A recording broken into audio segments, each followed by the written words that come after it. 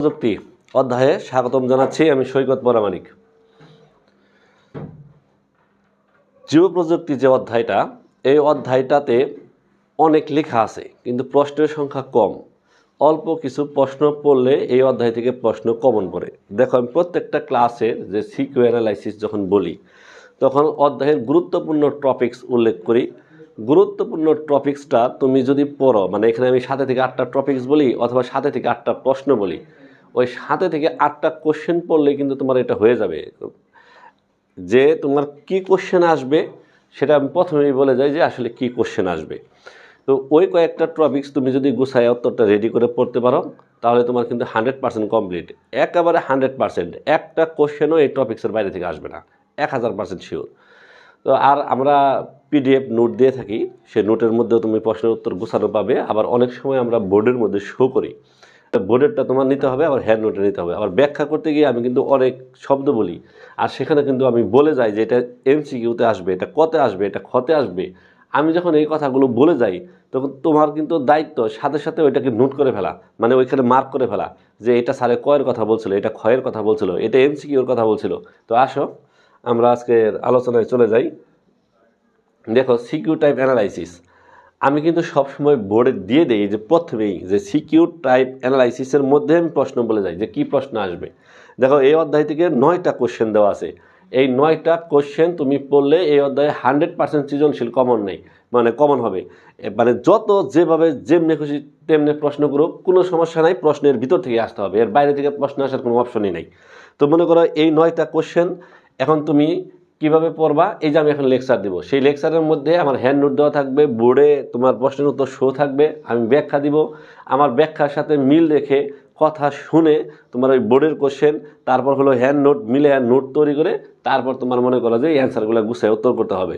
যদি আমার এখানে গুছাই দেওয়া যেমনি দেওয়া আছে ঠিক ওইভাবে মুখস্থ করলে তোমার হয়ে যাবে।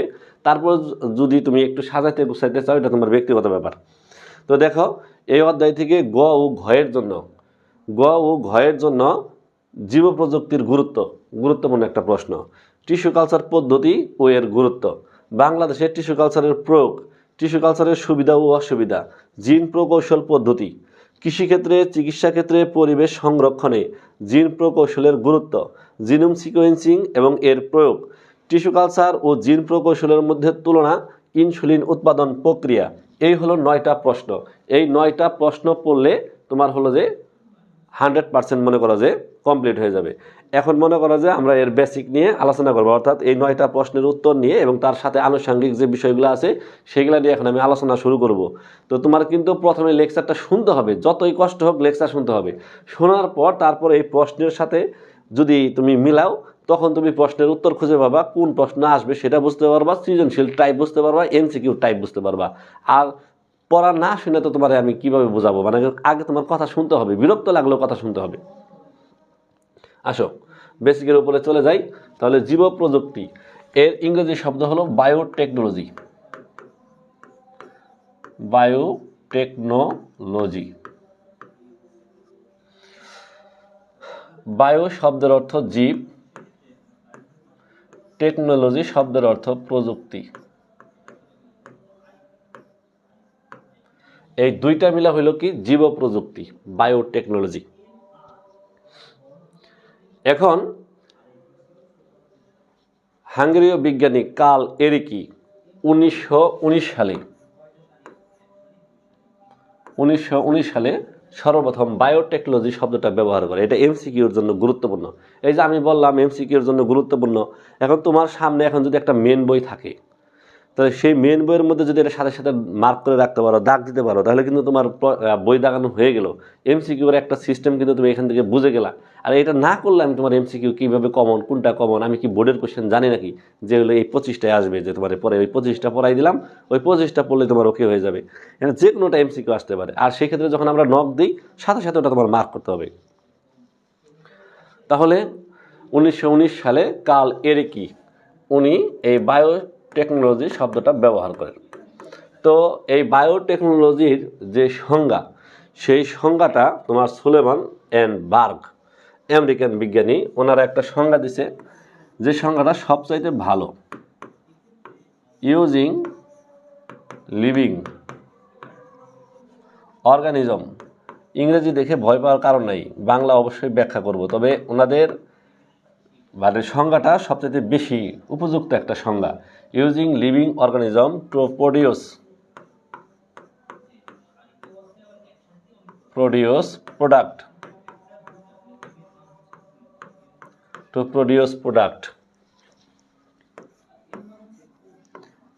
that benefit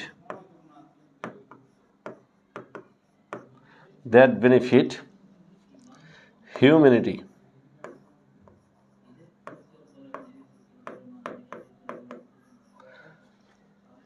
that to produce product that benefit humanity is known as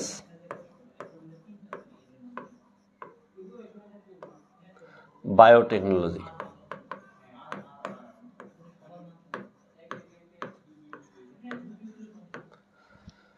তাহলে বায়োটেকনোলজির সংজ্ঞার মধ্যে আমরা কি লিখলাম? Using living organism to produce product that benefit humanity is known as biotechnology.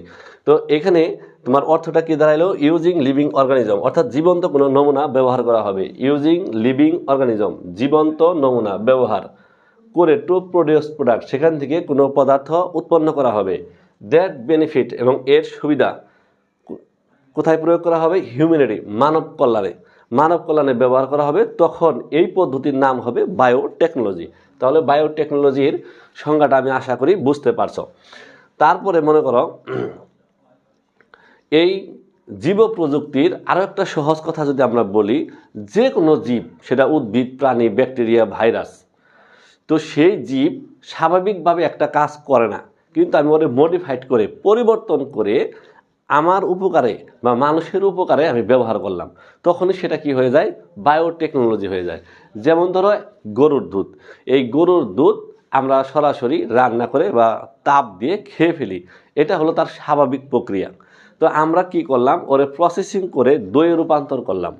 আর দইয়ে রূপান্তর করতে গিয়ে আমরা একটা অণুজীব ব্যবহার করলাম, মানে বিশেষ কিছু ব্যাকটেরিয়া ব্যবহার করলাম, যে ব্যাকটেরিয়াটা ওই দুধকে দইয়ে পরিণত করলো। তাহলে একটা জীবন্ত নমুনা ব্যাকটেরিয়া আমরা ব্যবহার করছি এবং দুধের স্বাভাবিক অবস্থা থেকে পরিবর্তন করে দইয়ে রূপান্তর করছি। তারপর এই দই মানুষের কল্যাণে, মানুষের খাদ্য হিসেবে আমরা প্রয়োগ করতেছি।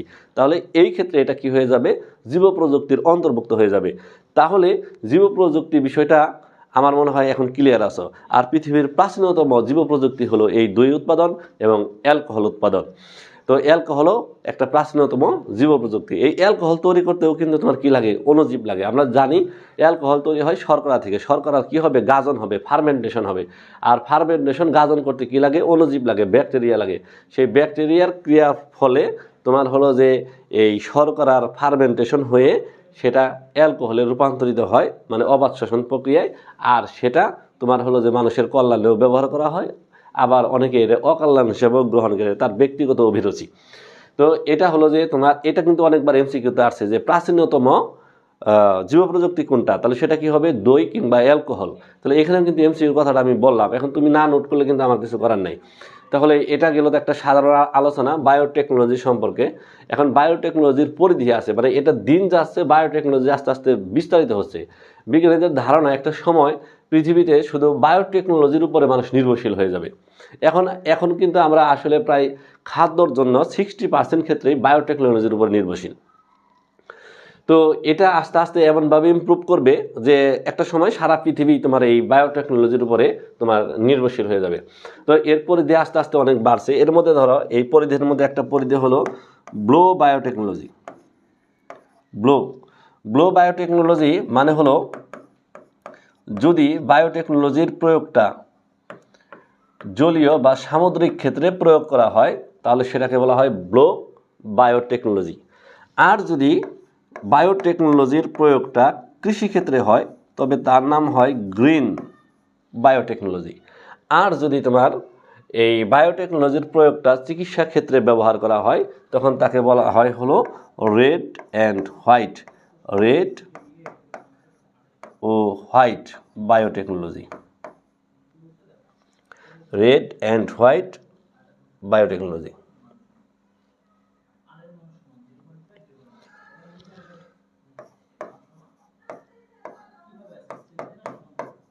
White biotechnology. এখানে চিকিৎসা নিয়ে আলোচনা করা হবে। এগুলো হলো কি বায়োটেকনোলজির পরিধি। তারপরে এই বায়োটেকনোলজি বা জীব প্রযুক্তি প্রয়োগ করে পৃথিবীতে এখন পর্যন্ত অনেক হাজার হাজার জিনিস আবিষ্কার করা হয়েছে, হাজার হাজার শাখা তৈরি করা হয়েছে। এখন তোমরা যেহেতু এইচএসসিতে পড়ো, এই হাজার হাজার শাখা তোমার তো এখন আর পড়া সম্ভব না। আর এত অল্প পরিসরে এই 2 বছরের সিলেবাসে তোমার তো এত বিস্তারিত পড়া সম্ভব না। এই জন্য যারা এই সিলেবাস তৈরি করছে এইচএসসির জন্য, তারা এখানে বায়োটেকনোলজি থেকে 2টা বিষয় নিয়ে আসছে, যে 2টা বিষয় তোমরা নবম দশম শ্রেণীতেও পড়ছো।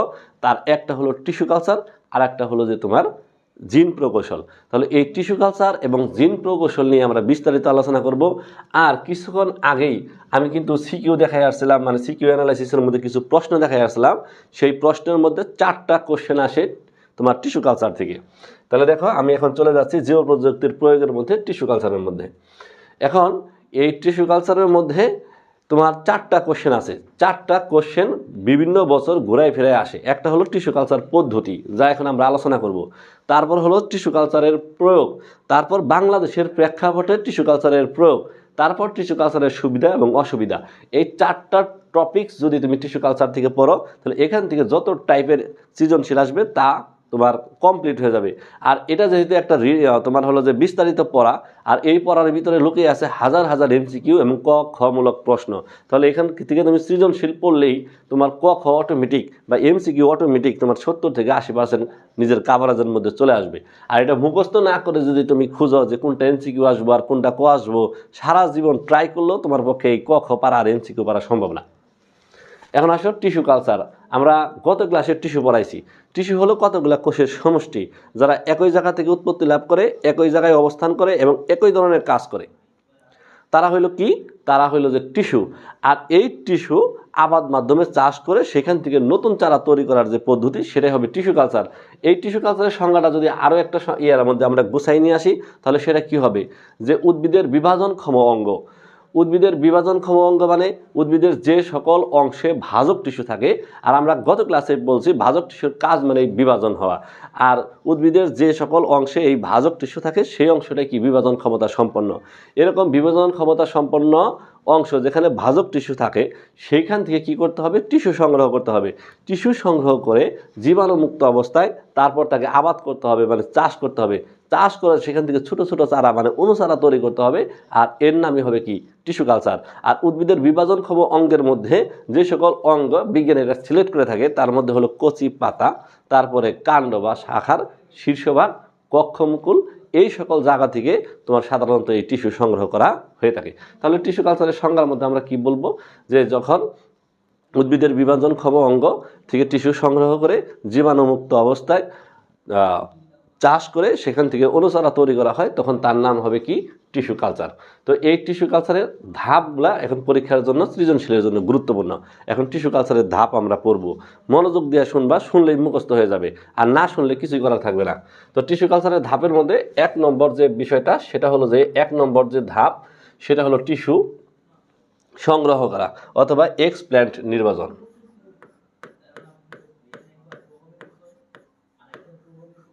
এক্সপ্ল্যান্ট নির্বাচন।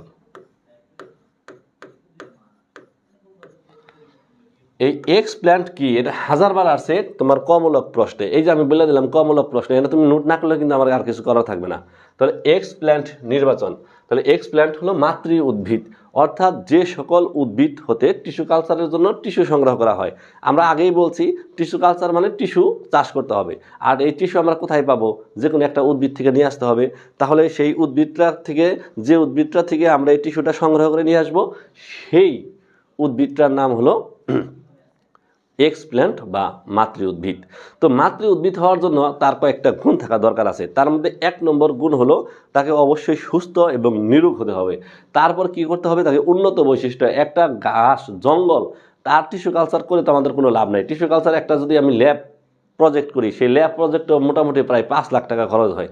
তো এই 5 লাখ টাকা খরচ করে আমার দুর্বা ঘাস বানায় কি দরকার? তাহলে এমন কোনো গাছের টিস্যু কালচার আমরা করব, চারা তৈরি করব, যেখানটা হবে আমাদের জন্য লাভজনক। তাহলে এরকম একটা উন্নত বৈশিষ্ট্য সম্পন্ন যে উদ্ভিদরা আমাদের জন্য লাভজনক এমন একটা উদ্ভিদের জন্য আমরা কি করব, টিস্যু কালচার করব। তাহলে টিস্যু কালচার করার জন্য যে উদ্ভিদরা আমরা বেছে নিব তার নাম হলো এক্সপ্ল্যান্ট। আর এক্সপ্ল্যান্ট হওয়ার যোগ্যতা হলো সেটা অবশ্যই সুস্থ এবং নিরোগ হবে, এবং নিরোগ মানে কি রোগমুক্ত। আর 2 নম্বর, সেটা অবশ্যই উন্নত বৈশিষ্ট্যের অধিকারী হবে। এখন এই টিস্যুটা সংগ্রহ করার জন্য সেটাকে আমাকে কেঁচি দিয়ে বা ছুরি দিয়ে কেটে আনতে হবে। যে ছুরি বা কেঁচি দিয়ে আমরা এই টিস্যুটাকে কাটবো সেটা অবশ্যই জীবাণুমুক্ত করে নিতে হবে। এই যে ধরো এই উদ্ভিদ থেকে কি করা হচ্ছে, টিস্যু সংগ্রহ করা হচ্ছে, এই যে একটা টিস্যু, এই উদ্ভিদ। তাহলে এই উদ্ভিদটা হলো কি, এই উদ্ভিদটা হলো যে তোমার এক্সপ্ল্যান্ট, যেহেতু এই উদ্ভিদ থেকে টিস্যু সংগ্রহ করা হচ্ছে।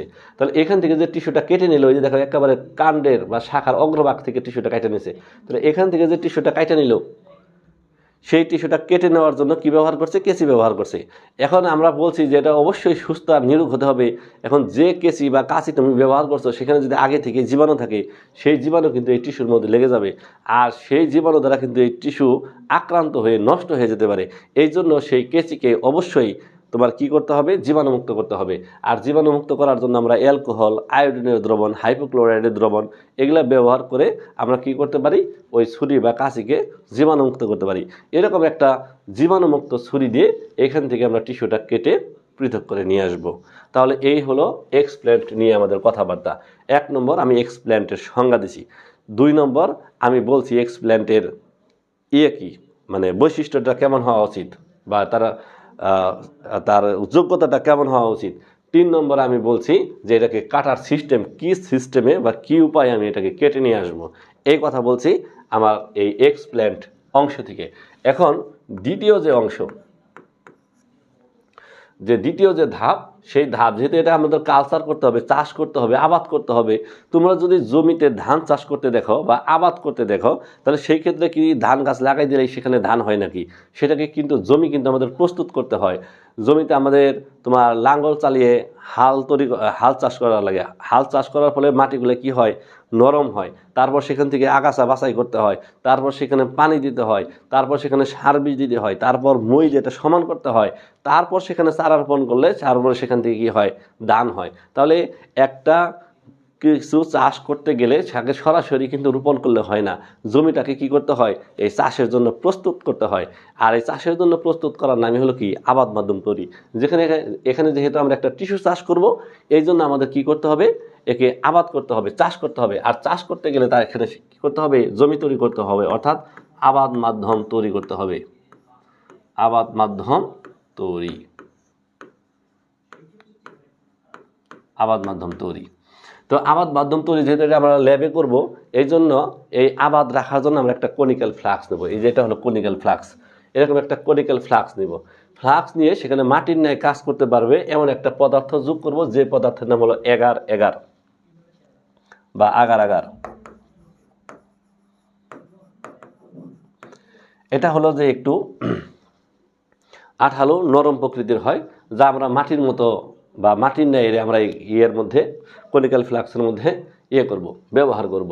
তাহলে আবাদ মাধ্যম তৈরি হওয়ার জন্য আমাদের প্রথম কাজ কি, যে একটা কনিক্যাল ফ্লাক্স নেওয়া। তারপর সেখানে কি করব, আমরা এগার এগার দিব। এগার এগার দিলে সেখানে একটা ঘন দ্রবণ বা আঠালো জেলির মতো একটা তোমার অবস্থা তৈরি হবে। তারপর সেখানে কি করব, একটা উদ্ভিদের বৃদ্ধি এবং বিকাশের জন্য যে সকল এনজাইম, হরমোন, ফাইটো হরমোন, তারপর ভিটামিন লাগে, সকল কিছু উপাদান, সুক্রোজের দ্রবণ, এগুলা কি করতে হবে, এই আবাদ মাধ্যমে যোগ করতে হবে। তারপর একটা উদ্ভিদের বৃদ্ধি এবং বিকাশের জন্য মুখ্য উপাদান থাকে, গৌণ উপাদান থাকে, মানে মুখ্য মৌল, গৌণ মৌল, এগুলা কি করতে হবে, এই আবাদ মাধ্যমে যোগ করতে হবে। এখন মৌলিক উপাদান সমৃদ্ধ যে আবাদ মাধ্যম তৈরি করা হয় তার নাম বেসাল মিডিয়াম। এটা কিন্তু গুরুত্বপূর্ণ ক নম্বরের প্রশ্ন। আবার তোমার হলো যে নির্দিষ্ট উদ্ভিদের জন্য নির্দিষ্ট পিএইচ লাগে। পিএইচ এর মান যথাযথ না থাকলে এনজাইম কার্যকর হয় না, আর এনজাইম কার্যকর না হলে উদ্ভিদের বৃদ্ধি এবং বিকাশ দুইটাই নষ্ট হয়ে যেতে পারে।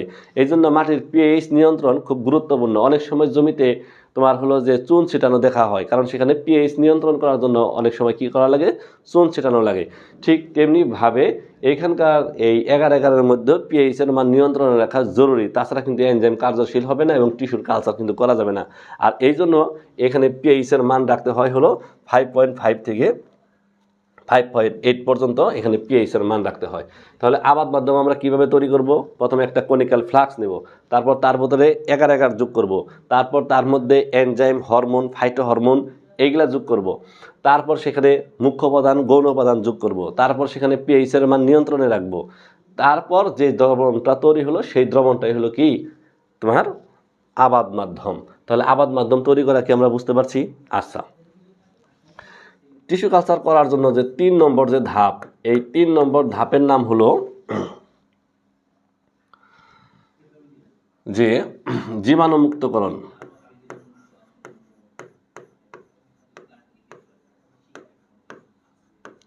জীবাণুমুক্তকরণ। দেখো, জীবাণুমুক্ত করার জন্য কি করতে হবে? এই যে আমি আবাদ মাধ্যমটা যে বানাইলাম, একেবারে অনেক সুস্বাদু করে বানাইলাম। এখন এইরকম একটা আবাদ মাধ্যম যদি তোমার অণুজীবরা দেখে, তাহলে তারা তো বাতাস থেকে দর দর করে এই আবাদ মাধ্যমে যোগ দিবে এবং আবাদ মাধ্যম খাওয়া শুরু করবে। এত সুন্দর খাবার, এটা কি না খায় পারা যায় নাকি? এখন এইটা যদি তারা করতে চায়, তাহলে সেই ক্ষেত্রে কি করতে হবে? এটা যেহেতু আমরা বাতাসের মধ্যে বা বাইরে এরকম মিশ্রণ তৈরি করছি, সেই ক্ষেত্রে বিভিন্ন অণুজীব এখানে ঢুকে যেতে পারে। এই জন্য একে জীবাণুমুক্ত করার দরকার পড়বে। আর জীবাণুমুক্ত করার জন্য একটা যন্ত্র নিতে হবে, যে যন্ত্রের নাম অটোক্লেভ।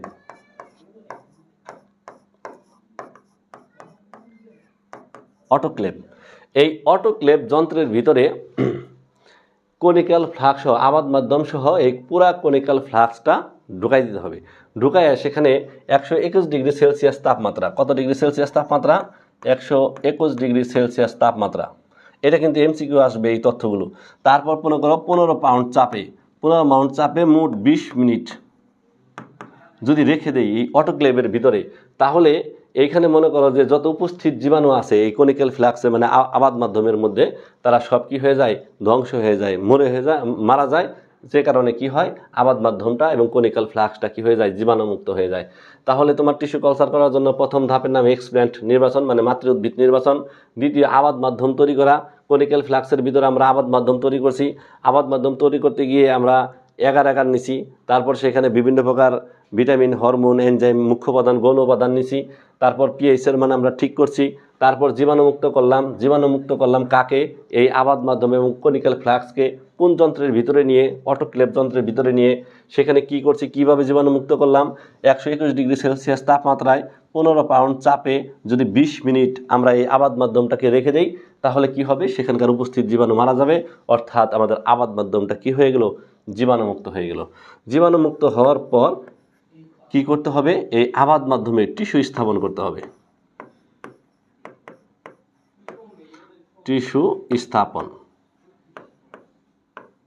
টিস্যু স্থাপন, এই যেখানে যে টিস্যুটা আমরা কেটে নিয়ে আসছিলাম, সেই টিস্যুটা এই জীবাণুমুক্ত আবাদ মাধ্যমে রেখে দিতে হবে। এই যে টিস্যুটা রেখে দিছি, রেখে দিয়ে সাথে সাথে কর্কের ছিপি দিয়ে কনিক্যাল ফ্লাক্সের মুখ বন্ধ করে দিতে হবে। এই যে ছিপি দিয়ে বন্ধ করে দিছি, এইটার নাম হলো কি? টিস্যু স্থাপন। তাহলে টিস্যু স্থাপন শেষ করা হলে এই আবাদ মাধ্যমটাকে একটা নিয়ন্ত্রিত কক্ষে নিতে হবে। নিয়ন্ত্রিত কক্ষ, নিয়ন্ত্রিত কক্ষে স্থানান্তর। নিয়ন্ত্রিত কক্ষে স্থানান্তর। তাহলে তোমার 5 নম্বর যে ধাপটা, 5 নম্বর ধাপটা হলো যে তোমার 5 নম্বর ধাপটায় আমরা কি করব? এই যে কনিক্যাল ফ্লাক্সে টিস্যু স্থাপন করলাম, টিস্যু স্থাপন করার পর এটাকে কি করতে হবে? আমাদের নিয়ন্ত্রিত কক্ষে নিয়ে যেতে হবে। এই যে এটাকে নিয়ন্ত্রিত কক্ষ কি? এমন একটা ঘর, যে ঘরের ভিতরে সকল কিছু তোমার নিয়ন্ত্রণের মধ্যে থাকে। যেমন ধরো এই ঘরের ভিতরে আলো নিয়ন্ত্রিত 3000 থেকে 5000 লাক্স। এমসিকিউর জন্য গুরুত্বপূর্ণ। 5000 লাক্স পরিমাণের আলো ওই ঘরের ভিতরে থাকবে।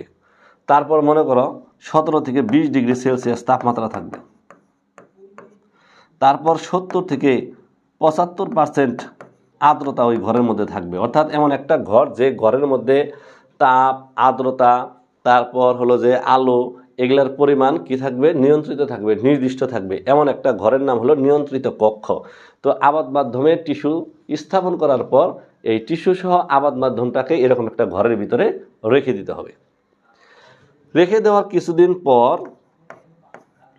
ওইখানে যেটা হবে সেটা হলো ক্যালাস সৃষ্টি। কেলাস সৃষ্টি হবে।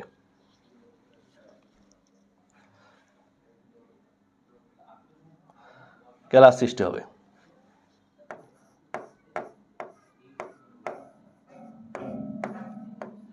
কেলাস সৃষ্টি। কেলাস সৃষ্টিটা কেমন হবে? এই যে আমরা টিস্যু সহ আবাদ মাধ্যমটাকে রেখে আসলাম ওই ঘরের ভিতরে, সেই টিস্যুর যে কোষগুলা, এই কোষগুলা উপযুক্ত একটা পরিবেশ পাওয়ার কারণে দ্রুত বিভাজিত হবে। বিভাজিত হয়ে এরকম একটা কোষীয় মণ্ড তৈরি করবে। এখানে কোনো উদ্ভিদের অবয়ব মানে উদ্ভিদের কাঠামো এখানে থাকবে না, শুধু একটা কোষীয় মণ্ড তৈরি হবে। আর এই কোষীয় মণ্ডের নাম হলো কি? কেলাস। তাহলে আমাদের 6 নম্বর ধাপে এসে কি হইলো? কেলাস সৃষ্টি হইলো। তাহলে 1 নম্বর ধাপে আমরা মাতৃ উদ্ভিদ নির্বাচন করছিলাম, 2 নম্বর ধাপে কনিক্যাল ফ্লাক্সের ভিতরে আবাদ মাধ্যম তৈরি করছিলাম, 3 নম্বর ধাপে অটোক্লেভ যন্ত্রের ভিতরে নিয়ে এই জীবাণুমুক্ত করছিলাম। তারপর জীবাণুমুক্ত করার পরে এই কনিক্যাল ফ্লাক্সের ভিতরে আমাদের যে টিস্যুটা কেটে নিয়েছিলাম সেই কেটে নেওয়ার টিস্যুটাকে স্থাপন করছিলাম। তারপর কি করছিলাম? যে একে একটা নিয়ন্ত্রিত ঘরের ভিতরে নিয়ে গেছিলাম। সেই নিয়ন্ত্রিত ঘরের ভিতরে আলোর পরিমাণ ছিল 3000 থেকে 5000 লাক্স, 17 থেকে 20 ডিগ্রি সেলসিয়াস তাপমাত্রা, 70 থেকে 75% আর্দ্রতা। আর এমন একটা নিয়ন্ত্রিত পরিবেশে এই টিস্যুটাকে রাখার পর সেখানে কি হইল? এখানকার কোষগুলো দ্রুত বিভাজিত হয়ে একটা কোষমণ্ড তৈরি হলো, যার নাম হলো কেলাস। কেলাস তৈরি হওয়ার কিছুদিন পর দেখা যাবে যে এই কেলাসের মধ্য থেকে মুকুল তৈরি হইতেছে।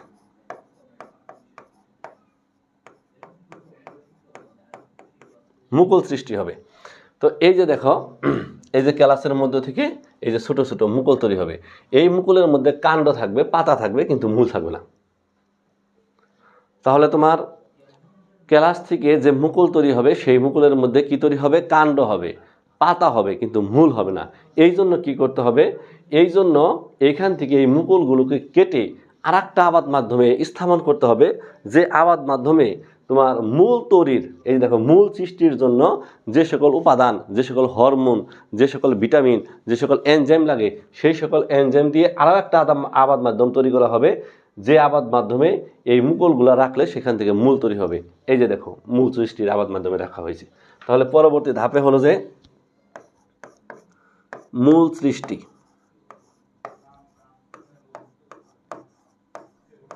মূল সৃষ্টি। তাহলে মূল সৃষ্টির আবাদ মাধ্যমে যদি আমরা এই মুকুলগুলোকে রাখি, তখন সেখানে দেখা যাবে কি এরকম মূল তৈরি হবে। মূল তৈরি হওয়ার পর এইখান থেকে মূল তৈরি হওয়ার পর এইখান থেকে এই চারাগুলো বের করে নিয়ে আসতে হবে। বের করে এই টবে স্থানান্তর করতে হবে। তাহলে পরের ধাপ কি?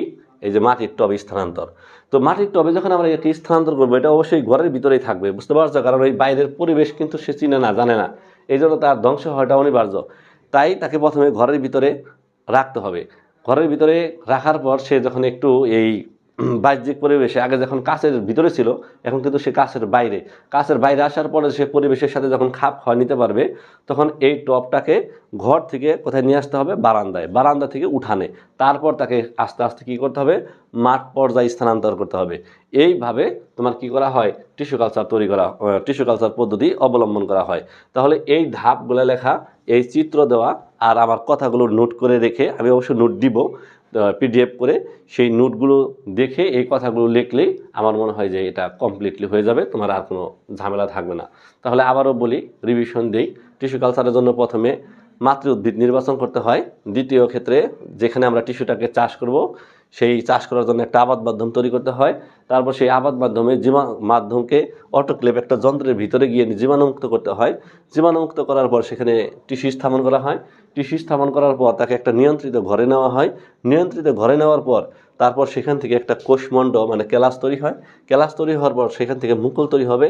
মুকুলগুলো বড় হওয়ার পর তাকে একটা মূল সৃষ্টির আবাদ মাধ্যমে স্থানান্তর করতে হবে। সেখানে নেওয়ার পর তার মূল তৈরি হবে। তারপর তাকে কি করতে হবে? টব স্থানান্তর করতে হবে। তারপর তাকে ধাপে ধাপে তোমার মাঠ পর্যায়ে স্থানান্তর করতে হবে। এই হলো টিস্যু কালচার পদ্ধতি। তো আশা রাখি যে তোমরা টিস্যু কালচার পদ্ধতিটা বুঝতে পারছো। এখন শুনলে বুঝতে পারবা, না শুনলে আর কিছুই করার নেই।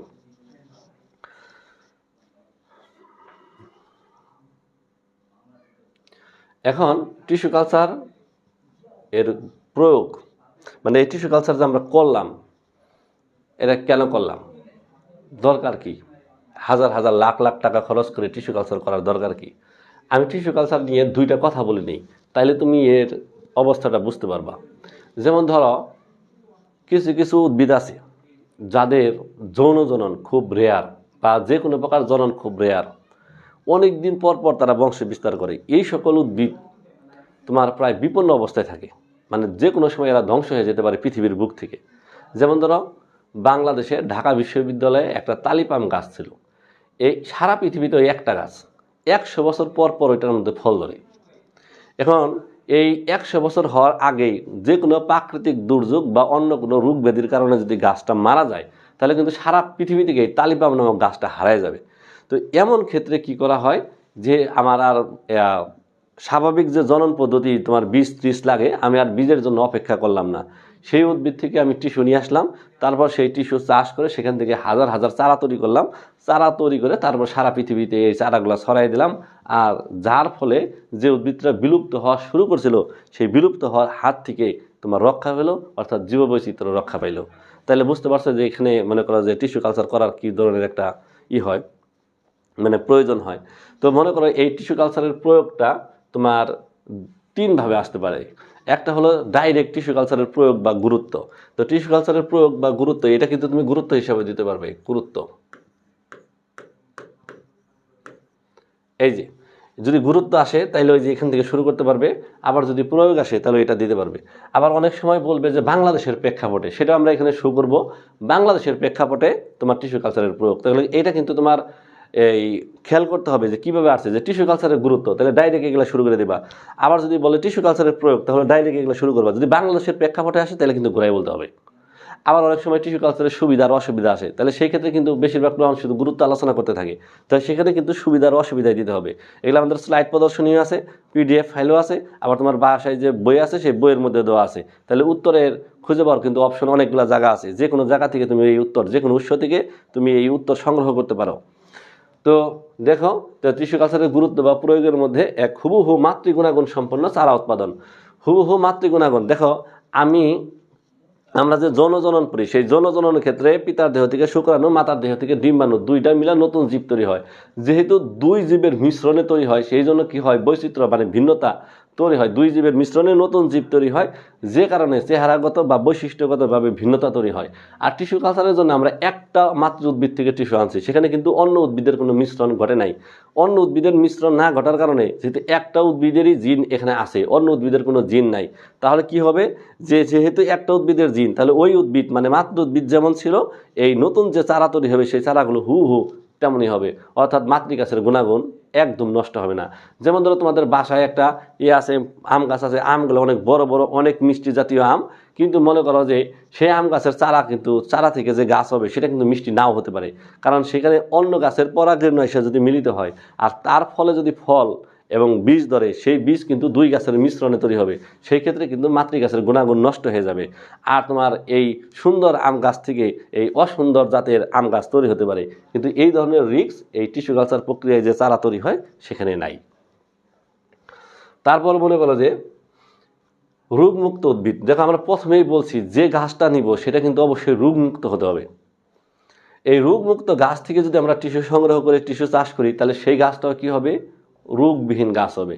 আর এই রোগবিহীন গাছ তোমার মনে করো যে এই কৃষকের জন্য অনেক সুফল বয়ে আনবে, ওই কীটনাশক লাগবে না, তারপর গাছ মারা যাবে না, যে কারণে ফলন ভালো হবে সব, এবং ওই খরচও কমে যাবে। তারপর চারা উৎপাদন, ওই যে কিছুক্ষণ আমি বলছি যে সকল উদ্ভিদে সাধারণত জনন খুব রেয়ার, খুব কম জনন হয়, মানে যৌন জনন হতেই চায় না, অঙ্গ জননের পরিমাণও কম, এই সকল গাছের থেকে এই মানে যে সকল গাছের বংশ বিস্তারটা এরকম দুর্বল হয় ন্যাচারালি প্রাকৃতিকভাবে, সেই সকল গাছের ক্ষেত্রে এই চারা উৎপাদনটা, টিস্যু কালচারের মাধ্যমে চারা উৎপাদনটা কি হয়, সহজ হয়, এবং পরিবেশে টিকে থাকাও তাদের জন্য সহজ হয়। এরপরে বিলুপ্ত প্রায় উদ্ভিদ সংরক্ষণ, কিছুক্ষণ আগে আমি একটা উদ্ভিদের একটা উদাহরণ দিয়েছিলাম, যে কোরিফা টেলেরিয়া, অর্থাৎ হলো তোমার এই তালিপাম। এই তালিপাম তোমার বিলুপ্ত হয়ে গেছিলো প্রায়, কিন্তু তাকে টিস্যু কালচার প্রক্রিয়ায় সেখান থেকে অনেক চারা তৈরি করার মাধ্যমে তার বিলুপ্ত হওয়ার হাত থেকে কী করা হয়েছে, রক্ষা করা হয়েছে।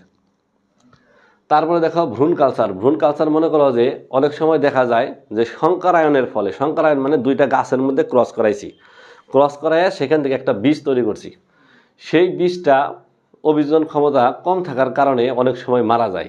বীজের ভিতরে কিন্তু ভ্রূণ থাকে, তখন এই বীজটা রোপণ করলে সেখান থেকে চারা গজায় না, না গজানোর কারণে আমাদের যে কাঙ্ক্ষিত যে আমাদের যে গবেষণা ছিল সেই গবেষণাটা সফল হয় না। সফল না হওয়ার কারণে এই বীজ থেকে ভ্রূণ আয় না, টিস্যু কালচার প্রক্রিয়ায় সেখান থেকে চারা তৈরি করে যদি করা হয় তাহলে সেই ক্ষেত্রে কি হলো, ওই রিস্কটা থাকলো না। এই হলো যে জিনিস। তারপরে আসা হলো সংকর উদ্ভিদ উৎপাদনের ক্ষেত্রে প্রোটোপ্লাস্ট ফিউশন বা মিলন। এখানে দেখো দুইটা কথা আছে, হাইব্রিড আর সোমাটিক হাইব্রিড। এগুলা কিন্তু ক নম্বর প্রশ্নের জন্য খুব গুরুত্বপূর্ণ, এগুলা কিন্তু পড়তে হবে যে হাইব্রিড কি, সোমাটিক হাইব্রিড কি। অর্থাৎ দুইটা কোষের প্রোটোপ্লাজম মিলিত হয়ে বা সাইটোপ্লাজম মিলিত হয়ে নতুন একটা উদ্ভিদ তৈরি করে, বুঝতে পারছো? এর নাম হলো যে তোমার সোমাটিক হাইব্রিড। আর যেহেতু এখানে সাইটোপ্লাজমের মিলন ঘটে তাই একে অনেক সময় কি বলা হয়, হাইব্রিড বলা হয়। এর ফলে আলু, টমেটো এই জাতীয় গাছ তৈরি হয়েছে। মেরিস্টেম মানে ভাজক টিস্যুর কালচার। এখন ভাজক টিস্যুর মধ্যে আমরা গত ক্লাসে পড়াইছিলাম প্রারম্ভিক ভাজক টিস্যু। এই প্রারম্ভিক ভাজক টিস্যু মানে হলো কি ইনিশিয়াল ভাজক টিস্যু, সেখানে এই মেরিস্টেম থাকে। মেরিস্টেম মানে হলো যে তোমার এই প্রাথমিক বা প্রারম্ভিক ভাজক টিস্যু। এই ভাজক টিস্যু তোমার চাষ করে সেখান থেকে যে চারা তৈরি করা হয় সেই চারার ভিতরে কোনো রোগ জীবাণু থাকে না, কারণ হলো ভাজক টিস্যু, মেরিস্টেম ভাজক টিস্যুতে কখনোই ভাইরাস ব্যাকটেরিয়া বসবাস করতে পারে না, তারা সবসময় নিরোগ হয়। আর এই ভাজক টিস্যু থেকে যে চারা তৈরি করা যাবে সেই চারাটা কি হবে, নিরোগ চারা হবে। তারপর ওই যে অল্প সময়ে অধিক চারা, একটা গাছ থেকে যতগুলো বীজ তৈরি হয় সেই সবগুলো বীজ গজায় না, কিন্তু খুব অল্প পরিমাণ বীজ গজায়, তার মানে গাছের বংশবৃদ্ধিটা অনেক দুর্বল হয়ে যায়। 1000 বীজ তৈরি হলে সেখান থেকে হয়তো বা 50টা গাছ গজাইতে পারে, 950টাই ধ্বংস হয়ে যায়। আর টিস্যু কালচার প্রক্রিয়ায় তুমি মনে করো একটা পাতা থেকে হাজার হাজার লাখ লাখ চারা তৈরি করতে পারো অতি অল্প সময়ের ভিতরে। তারপর হ্যাপ্লয়েড উৎপাদন, আমরা জানি যে পরাগরেণু যেটা আছে এই পরাগরেণু হ্যাপ্লয়েড হয়, স্ত্রী রেণু হ্যাপ্লয়েড হয়। এই হ্যাপ্লয়েড রেণুগুলা নিয়ে টিস্যু কালচারের মাধ্যমে চাষ করে সেখান থেকে যে চারা তৈরি করা হয় সেগুলা কি হয়, হ্যাপ্লয়েড প্রকৃতির হয়, অর্থাৎ N সংখ্যক ক্রোমোজোম ধারণকারী হয়। এই হলো যে তোমার এই টিস্যু কালচারের গুরুত্ব বা প্রয়োগ আসলে এখানে আমরা 10টা পয়েন্ট উল্লেখ করছি, সেই 10টা পয়েন্ট দিবা, এক লাইনে বর্ণনা দিবা, কিন্তু 10টা পয়েন্টের জন্য একটা পয়েন্টও কম না পড়ে, সবগুলা পয়েন্ট দিবা। এত বড় বর্ণনা না দিতে পারলেও তোমার কি করতে পারবা, 1-2 লাইন বর্ণনা দিয়ে এটা শেষ করবা, তবে 10টা পয়েন্টই আলোচনা করবা। এটা হলো টিস্যু কালচারের গুরুত্ব বা প্রয়োগ। এখন আসতে পারে যে বাংলাদেশের প্রেক্ষাপটে, এটা হলো বাংলাদেশের প্রেক্ষাপটে টিস্যু কালচারের গুরুত্ব। আমি বলছিলাম এখান থেকে প্রশ্ন হইল 4টা। 1 নম্বর টিস্যু কালচারের পদ্ধতি, সেটা আমরা পড়াইছি। 2 নম্বর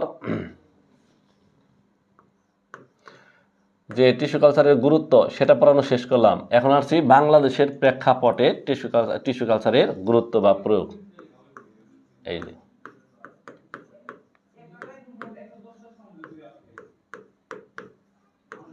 এই যে গুরুত্ব, তাহলে বিভিন্ন প্রকার দেশি বিদেশি অর্কিডের চারা উৎপাদন করছে, এটা বাংলাদেশে টিস্যু কালচার প্রক্রিয়ার মাধ্যমে। তারপর মনে করো কলার চারা উৎপাদন করছে, এটাও বাংলাদেশে উৎপাদন করছে টিস্যু কালচারের মাধ্যমে। তারপর চন্দ্রমল্লিকা, গ্লাডিওলাস, লিলি, কার্নেশন এই জাতীয় কিছু গাছ উৎপন্ন করছে, এটা বাংলাদেশে। কদম, জামরুল, ইপিলিপিল এগুলো বাংলাদেশের ডাল জাতীয় উদ্ভিদ। তারপরে পাটের ভ্রূণ, তারপরে রোগমুক্ত আলু মানে নিরোগ আলো, এই জাতীয় গাছগুলো বাংলাদেশে তৈরি করা হয়েছে। এগুলো হলো বাংলাদেশের প্রেক্ষাপটে টিস্যু কালচারের গুরুত্ব, এগুলা পরীক্ষার মধ্যে দিতে হবে। যদি স্পেসিফিক উল্লেখ করে দেয় যে বাংলাদেশের প্রেক্ষিতে টিস্যু কালচারের গুরুত্ব আলোচনা করো, তাহলে সেই ক্ষেত্রে কিন্তু এটা দিতে হবে। ওই আগের গুরুত্ব দিলে কিন্তু 1 নম্বরে দেবো না, 0 দিবে। এরপর আসো টিস্যু কালচারের সুবিধা আর অসুবিধা। এখানে যদি তুমি টিস্যু কালচারের গুরুত্ব লেখা শুরু করো তাহলে কিন্তু সেক্ষেত্রে তোমার নাম্বার দিবে না। এখানে সুবিধা আর অসুবিধা যে কোনো হাসান স্যারের বই তোমাদের সবার কাছে আছে, এই বইয়ের মধ্যে আছে, সেই বই থেকে এই নোটটা নেওয়া। তারপরে বই খুঁজতে যদি অসুবিধা হয় এক্ষেত্রে স্লাইড দেখবা, স্লাইড থেকে তোমার মনে করো যে নিবা। তো দেখো টিস্যু কালচারের সুবিধার মধ্যে এখানে তোমার মোটামুটি প্রায় 11টা সুবিধা দেওয়া আছে। যেমন ধরো অল্প সময়ে অধিক সংখ্যক চারা তৈরি করা যায়। তারপর মনে করো যে নিজের ইচ্ছা মতো নিরোগ চারা তৈরি করা যায়, সুস্থ সবল চারা তৈরি করা যায়। তারপর মনে করো যে বিলুপ্তপ্রায় উদ্ভিদ সেখান থেকে তোমার হলো যে চারা উৎপাদন করে তাদের সংরক্ষণ করা যায়। তারপরে মনে করো যে গাছের জননটা ঋতুভিত্তিক হয়ে থাকে, কিন্তু টিস্যু কালচারের মধ্যে কোনো ঋতু লাগবে না, যে কোনো ঋতুতে যে কোনো গাছের চারা তৈরি করা যাবে। তারপরে মনে করো যে অল্প সময়ে অধিক সংখ্যক চারা তৈরি করা যাবে। তারপর এই উদ্ভিদের যে কোনো টিস্যু মনে করো যে একটা উদ্ভিদ থাকলেই হইলো, সেখানে ফুল ধরা ফল ধরার জন্য আমাদের অপেক্ষা করতে হবে না। তারপরে হলো বিভিন্ন রোগ প্রতিরোধী জাত উদ্ভাবন করা, উন্নত বৈশিষ্ট্য তৈরি করা, মাতৃগুণ সম্পন্ন গাছ তৈরি করা, এগুলা হলো কি টিস্যু কালচারের সুবিধা। আর টিস্যু কালচারের অসুবিধার মধ্যে তোমার হলো যে প্রচুর ব্যয়বহুল। আমি বলছি একটা গবেষণাগারে পরীক্ষার জন্য যদি একটা মানে করতে চাই, এর একটা প্রজেক্ট তৈরি করতে চাই, তো কম করে হলো 5 লাখ টাকা খরচ হবে। তো এটা হলো প্রচুর ব্যয়বহুল একটা বিষয়। তারপরে তোমার মনে করো যে এটা যেমন অতি অল্প সময়ে অনেকগুলো চারা তৈরি করতে পারে, আবার যদি কোনো ক্রমে এখানে ভাইরাস ব্যাকটেরিয়া ঢুকে তাহলে অতি অল্প সময়ে সকল চারা আবার নষ্ট হয়ে যেতে পারে। তারপরে মনে করো যে এটা যে কেউ পারবে না, মানে তুমি আমি ইচ্ছা করলে পারবো না, এর জন্য আলাদা বিশেষজ্ঞ মানুষ লাগবে। মানে এটা যে কেউ ক্ষেত্রে এটা সম্ভব না। একজন কৃষক যেমন ক্ষেতের মধ্যে ধান তারপরে অন্যান্য ফসল চাষ করতে পারে, কিন্তু মনে করো যে এটা কিন্তু আমি তুমি পারবো না, শুধু স্পেসিফিক কিছু মানুষ দ্বারা এটা করা সম্ভব হবে। তারপরে মনে করো যে বৈচিত্র্যতা নষ্ট হয়ে যায়, কারণ এর ফলে মাতৃ গাছের অনুরূপ গাছ তৈরি হয়, যে কারণে নতুন বৈশিষ্ট্য তৈরি হয় না, ভেরিয়েশন তৈরি হয় না। ভেরিয়েশন তৈরি না হওয়ার কারণে এদের মধ্যে আবার অভিযোজন ক্ষমতাও কি থাকে, দুর্বল থাকে। এটা হলো কি টিস্যু কালচারের প্রক্রিয়ার অসুবিধা। এখন টিস্যু কালচারের মধ্যে আবার এর দুইটা নাম আছে, একটা হলো মাইক্রো প্রপাগেশন, অর্থাৎ এই ক্ষুদ্র অংশ থেকে তোমার হলো টিস্যু কালচার করা হয়, এই জন্য একে বলা হয় মাইক্রো প্রপাগেশন। আবার কাচের ভিতরে মানে কনিক্যাল ফ্লাক্সের ভিতরে এই প্রক্রিয়াটা করা হয়, দেখে অনেক সময় ইন ভিট্রো কালচারও বলা হয়। তাহলে মাইক্রো প্রপাগেশন এটা কিন্তু ক নম্বরের জন্য গুরুত্বপূর্ণ। আবার ইন ভিট্রো কালচার এটাও কিন্তু তোমার ক নম্বরের জন্য গুরুত্বপূর্ণ। আবার এখানে আর একটা বিষয় আছে, সেটা টোটিপটেন্সি। এগুলা কিন্তু সংজ্ঞাকারে নোট দেওয়া আছে, মানে এখান থেকে মোটামুটি প্রায় 28টার মতো ক প্রশ্ন আমি মার্ক করে এর একটা নোট তৈরি করে দিচ্ছি, কিন্তু পিডিএফ ফাইল আকারে পাইবা, ওইটা থেকে কিন্তু এগুলো পড়লেই হয়ে যাইব। তো আমি বলতেছিলাম টোটিপটেন্সি। বিজ্ঞানী মর্গান, এটা কিন্তু আসে এমসিকিউর মধ্যে। বিজ্ঞানী মর্গান উনি দেখেন যে প্রত্যেকটা উদ্ভিদ কোষেরই বিভাজিত হয়ে নতুন চারা তৈরি করার ক্ষমতা রাখে। এই যে গুণ, এই ক্ষমতাটার নাম হলো কি টোটিপটেন্স। তাহলে আমাদের টিস্যু কালচার নিয়ে যে কথাবার্তাগুলো ছিল সেগুলো শেষ হয়ে গেল। এখন আসো, আমরা বলছিলাম যে এই অধ্যায়ের দুইটা পার্ট, একটা হলো টিস্যু কালচার আর একটা হলো কি জিন প্রকৌশল। তো এখন আমরা জিন প্রকৌশল বা জেনেটিক ইঞ্জিনিয়ারিং এই অংশে চলে আসছি। জেনেটিক ইঞ্জিনিয়ারিং, বানান ভুল হতে পারে, ডোন্ট মাইন্ড। জেনেটিক ইঞ্জিনিয়ারিং অর্থ জিন প্রকৌশল। একটা ইঞ্জিনিয়ারের তোমার দুইটা কাজ, নয় নতুনভাবে একটা জিনিস তৈরি করবে, অথবা কোনো ত্রুটিপূর্ণ জিনিসকে সংশোধন করবে। যেমন ধরো যে সিভিল ইঞ্জিনিয়ার, তার কাজ নতুনভাবে একটা বিল্ডিং তৈরি করা, অথবা বিল্ডিংয়ের মধ্যে যদি কোনো ত্রুটি থাকে তার সংশোধন করা। এরকম যে কোনো ইঞ্জিনিয়ারের কাজই হলো দুই রকম, নয় নতুন জিনিস তৈরি হবে, নইলে কোনো তৈরিকৃত জিনিস যদি ত্রুটিপূর্ণ থাকে তার সংশোধন করবে। তো এই জিন প্রকৌশলটাও তার ব্যতিক্রম না। এখানে নতুন করে নয় জিন তৈরি হবে, নইলে কোনো ত্রুটিপূর্ণ জিনকে সংশোধন করা হবে। বুঝতে পারছো? এই হলো জিন প্রকৌশলের মূল ফ্যাক্টর। অর্থাৎ তোমার নতুন জিনের সমন্বয়ে কোনো নতুন জিন তৈরি করা, অথবা কোনো ত্রুটিপূর্ণ জিনকে আণবিক লেভেলে সংশোধন করে অন্য জীবের জিনোমে কার্যকরভাবে স্থানান্তর করার প্রক্রিয়াকে জিন প্রকৌশল বলে। তাহলে আমাদের এখানে কি হবে, দুইটা কাজ হবে। নতুনভাবে কোনো জিন তৈরি করা হবে, নইলে কোনো ত্রুটিপূর্ণ জিনকে সংশোধন করা হবে। সংশোধন করার পর তা কার্যকরভাবে সক্রিয়ভাবে এক জীব থেকে আর এক জীবের জিনোমে, যেখানে জিন থাকে সেখানে স্থানান্তর করা হবে। আর এই প্রক্রিয়ার নাম হলো কি জিন প্রকৌশল। জিন প্রকৌশলের মাধ্যমে যে উদ্ভিদ তৈরি করা হয় তার নাম ট্রান্সজেনিক উদ্ভিদ, আর যে প্রাণী তৈরি করা হয় তার নাম হলো ট্রান্সজেনিক প্রাণী। আর এর ফলে যে সকল উদ্ভিদ বা প্রাণী তৈরি করা হয় বা যে জীব তৈরি করা হয়, এদেরকে অনেক সময় জিএমও বা জিইও বলা হয়। জিএমও বা জিইও অর্থাৎ জেনেটিক্যালি মডিফাইড অর্গানিজম অথবা জেনেটিক্যালি ইঞ্জিনিয়ার্ড অর্গানিজম। অর্থাৎ যে জিন প্রকৌশল প্রয়োগ করার মাধ্যমে, জিন প্রকৌশল মানে কি, জিনের পরিবর্তন করা হবে বা নতুন জিন তো সংশ্লেষণ বা তৈরি করা হবে। তাহলে এই নতুন জিন তৈরির মাধ্যমে বা যে জিনের পরিবর্তন ঘটায়া যে জীব তৈরি করা হয় সেই জীবের নাম হলো জিএমও অর্থাৎ জেনেটিক্যালি মডিফাইড অর্গানিজম। জিন পরিবর্তন করে নতুন জীব তৈরি করা হয়েছে। বুঝতে পারছো? তাহলে আমাদের জিএমও এটা কিন্তু ক নম্বরের জন্য গুরুত্বপূর্ণ, আবার জিইও এটাও কিন্তু ক নম্বরের জন্য গুরুত্বপূর্ণ। এগুলো কিন্তু পিডিএফ দেওয়া আছে, তারপরেও তোমরা এই কথাগুলো নোট করে রাখতে পারো বোঝার সুবিধার্থে, কারণ আমি ভাষা খুব সহজ বলতেছি, ইজি বলতেছি। তারপরে জেনেটিক ইঞ্জিনিয়ারিং এর সংখ্যাটাও আমরা দিছি, সেটা কিন্তু তোমরা নোট করে রাখবা, যদিও আমাদের নোট আকারে দেওয়া থাকবে, তারপরে এটা নোট করবা, নোট করলে কিন্তু তোমার পড়া মুখস্থ হয়ে যাবে। তাহলে জিন প্রকৌশলের সংজ্ঞা গেল, জিএমও গেল, জিইও গেল। এখন জিন প্রকৌশল কিভাবে করা হয়, জিন প্রকৌশল কিভাবে করা হয় সেই পদ্ধতি নিয়ে আমরা আলোচনা করব। জিন প্রকৌশল থেকে যে প্রশ্নগুলো তোমার জন্য ইম্পর্টেন্ট তা হলো যে জিন প্রকৌশল পদ্ধতি, জিন প্রকৌশলের মাধ্যমে কিভাবে ইনসুলিন উৎপাদন করা হয়, এটা হলো দ্বিতীয় কোশ্চেন। তৃতীয় কোশ্চেন যে কৃষিক্ষেত্রে জিন প্রকৌশলের গুরুত্ব, অথবা চিকিৎসা ক্ষেত্রে জিন প্রকৌশলের গুরুত্ব, অথবা তোমার পরিবেশ সংরক্ষণে জিন প্রকৌশলের গুরুত্ব, এই কয়েকটা প্রশ্নই এখান থেকে আসে, বুঝতে পারছো? আর এগুলাই আমরা ধারাবাহিকভাবে আলোচনা করব, মনোযোগ দিয়ে শুনবা। তো গল্পটা হলো যে তোমাদের বাড়িতে একটা বড় আম গাছ আছে, আর সেই আম গাছে অনেক বড় বড় আম ধরে, ধরো ওই আমটার সাইজ এরকম, কিন্তু আমটা টক। পক্ষান্তরে আরও একটা আম গাছ আছে, ওই আম গাছের আমটা অনেক ছোট, কিন্তু এটা খুব মিষ্টি মিষ্টি। তো আমাদের কিন্তু একটা স্বাভাবিক প্রশ্ন মনের ভিতরে আসে যে আসলে যদি এই আমটা এই আমের সমান হইতো আর স্বাদটা যদি মিষ্টি হইতো তাহলে অনেক বেশি ভালো হইতো, মানে এরকম একটা সাধারণ চিন্তাধারা আমাদের মধ্যে কাজ করে যে একই বাড়িতে দুইটা গাছ, একটা গাছের আম বড় বা টক, আর একটা গাছের আম ছোটো কিন্তু অনেক মিষ্টি। তখন আমাদের কাছে এরকম মনেই হতে পারে যে এরকম সাইজটা বড় থাকলেও কিন্তু এর মিষ্টি স্বাদ যদি এর ভিতরে ঢুকে যাইতো তাহলে এটা অনেক বেশি ভালো হইতো। এরকম চিন্তাধারা থেকেই এই বিজ্ঞানীদের মাথায় জেনেটিক ইঞ্জিনিয়ারিং বা জিন প্রকৌশল কথাটা চলে আসছে। তো যাই হোক, এখন এই জিন প্রকৌশলের ধাপ সেটা এখন আমরা পড়ব খুব সহজ করে, অল্প কয়েকটা কথার মাধ্যমে। তোমরা মনোযোগ দিয়ে শুনলেই মুখস্থ হবে, আর না শুনলে কিন্তু কিছুই হবে না। তো কিন্তু টার্গেট কিন্তু দেখো, টার্গেট কিন্তু আম টক কিন্তু বড়, আম ছোট কিন্তু মিষ্টি। এই মিষ্টি স্বাদ এই টক আম গাছের ভিতরে আমরা প্রবেশ করাবো জিন প্রকৌশল প্রক্রিয়ায়। বড় সাইজের আম কিন্তু টক, ছোট সাইজের আম কিন্তু মিষ্টি। এই মিষ্টি স্বাদটা আমরা কোথায় প্রবেশ করাবো? এই বড় আম গাছের ভিতরে ঢুকাবো। তার মানে এই বড় আম গাছে এটা ঢুকাইতে পারলে এই স্বাদটা, আমটা বড় থাকবে কিন্তু স্বাদটা হবে কি মিষ্টি। এরকম একটা লক্ষ্য রেখেই আমরা জিন প্রকৌশল প্রক্রিয়াটা শুরু করব। তো দেখো কি হয় ঘটনা। বিজ্ঞানীরা জানে যে প্রত্যেকটা বৈশিষ্ট্যের জন্য জিন দায়ী। এই জিন কিন্তু আলিফ লাইলার জিন না, এটা কিন্তু আমাদের কোষের ভিতরে থাকা এক প্রকার রাসায়নিক পদার্থ যা ডিএনএর অংশ। তো এই অংশগুলো কি করে? জীবের বৈশিষ্ট্য নিয়ন্ত্রণ করে। এই যেমন একটা মানুষ লম্বা হবে, একটা মানুষ কালা হবে, একটা মানুষ ফর্সা হবে, এই যে বৈশিষ্ট্য, এই বৈশিষ্ট্য নিয়ন্ত্রণ করে জিন।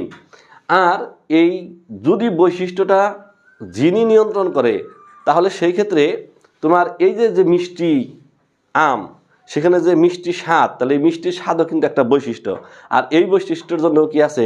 একটা জিন আছে। তাহলে সেই জিনটা আমরা কোথায়? তোমার ওই টক আম গাছের দেহে কার্যকরভাবে স্থানান্তর করতে পারলেই আমাদের জিন প্রকৌশল প্রক্রিয়াটা শেষ হয়ে গেল।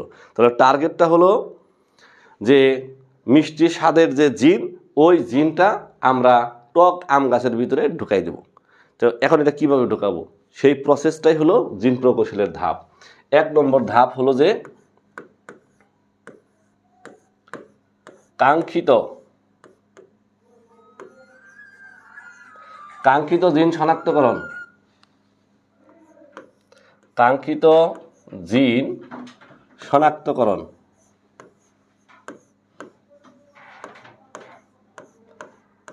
শনাক্তকরণ ও পৃথকীকরণ, এটা হলো 1 নম্বর ধাপ।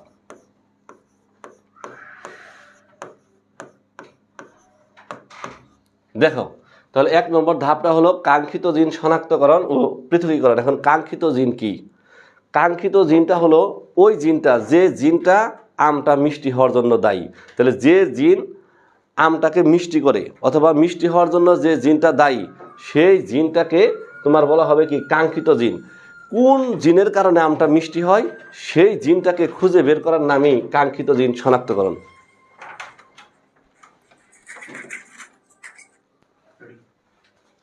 আচ্ছা, তো কাঙ্ক্ষিত জিন কোনটা? ওই যে জিনটা আম মিষ্টি হওয়ার জন্য দায়ী ছিল, ওই জিনটাকে খুঁজে বের করার নাম, ওই জিনটাকে চিহ্নিত করার নামই কি? কাঙ্ক্ষিত জিন শনাক্তকরণ। তাহলে এটা হলো 1 নম্বর ঘটনা। 2 নম্বর ঘটনা কি? পৃথকীকরণ। এখন এই জিনটা তো তোমার হলো যে একটা আম গাছের দেহে কোষ থাকে, কোষের ভিতরে নিউক্লিয়াস থাকে, নিউক্লিয়াসের ভিতরে ক্রোমোজোম থাকে, ক্রোমোজোমের ভিতরে ডিএনএ থাকে, তারই একটা অংশ হলো জিন। তাহলে এটা অনেক ভিতরে থাকে। এই অনেক ভিতর থেকে, ওই গাছ থেকে, ওই কোষ থেকে, ওই ডিএনএ থেকে এই জিনটাকে পৃথক করতে হবে। তো এই পৃথক করার পদ্ধতি কি? ওই আম গাছ থেকে কিছু কোষ নিতে হবে। কিছু কোষ নিয়ে সেই কোষকে কি করবা? তুমি একটা টেস্ট টিউবের মধ্যে অথবা একটা বিকারের মধ্যে নিবা। নেওয়ার পর সেখানে সিজিয়াম ক্লোরাইডের দ্রবণ যোগ করবা। সিজিয়াম ক্লোরাইডের দ্রবণ যোগ করবা। সিজিয়াম ক্লোরাইডের দ্রবণ যোগ করবা, অথবা সেখানে তোমার অ্যামোনিয়াম হাইড্রোক্সাইড এর দ্রবণ যোগ করবা। সেই দ্রবণের ভিতরে এই কোষগুলো রাখলে এই কোষের লাইসিস হবে, অর্থাৎ কোষটা ভেঙে যাবে। ভেঙে গিয়ে এর ভিতরে যত পদার্থ আছে সব এখানকার যে দ্রবণ, সেই দ্রবণের সাথে মিশে যাবে। তাহলে আবারও বলি যে জিন শনাক্ত করার পর সেই জিনকে পৃথক করতে হবে কোথায় থেকে? কোষ থেকে। তো কোষ থেকে পৃথক করার জন্য আম গাছের দেহ থেকে কোষ আনতে হবে। আনার পর একটা টেস্ট টিউব অথবা বিকার নিবা। সেই বিকারের মধ্যে দ্রবণ দিবা। কিসের দ্রবণ? সিজিয়াম ক্লোরাইড অথবা অ্যামোনিয়াম হাইড্রোক্সাইড। এই দুইটার যে কোনো একটা দ্রবণ এখানে দিবা। দেওয়ার পর সেখানে কোষগুলা ছেড়ে দিবা। ছেড়ে দিলে দেখা যাবে কিছুক্ষণের মধ্যেই ওই কোষটার লাইসিস ঘটবে, অর্থাৎ ভেঙে যাবে। ভেঙে গিয়ে এই কোষের যত পদার্থ আছে সকল পদার্থ এই দ্রবণের সাথে মিশে যাবে। তো এই দ্রবণের সাথে মিশে যাওয়ার পর তারপরে একটা যন্ত্র আছে, সেন্ট্রিফিউগাল যন্ত্র। এটা একটা ব্লেন্ডারের মতো যন্ত্র। এই যন্ত্রের ভিতরে নিয়ে এই দ্রবণটা ঢেলে দিতে হবে। ঢেলে দেওয়ার পর ওই ব্লেন্ডারের মতো ওইখানে কাঁটা আছে, ওই কাঁটাটা ঘুরতে থাকবে। ঘুরতে ঘুরতে একটা সময় দেখা যাবে হলো যে এখানে যত উপাদান ছিল কোষের মধ্যে, protein, lipid, carbohydrate, vitamin, enzyme, DNA, এগুলো সব আলাদা আলাদা ব্যান্ড তৈরি করছে, আলাদা আলাদা হয়ে গেছে। তো ওইখানে যে ডিএনএর ব্যান্ডটা তৈরি হলো, ধরো এরকম একটা ডিএনএর ব্যান্ড তৈরি হবে।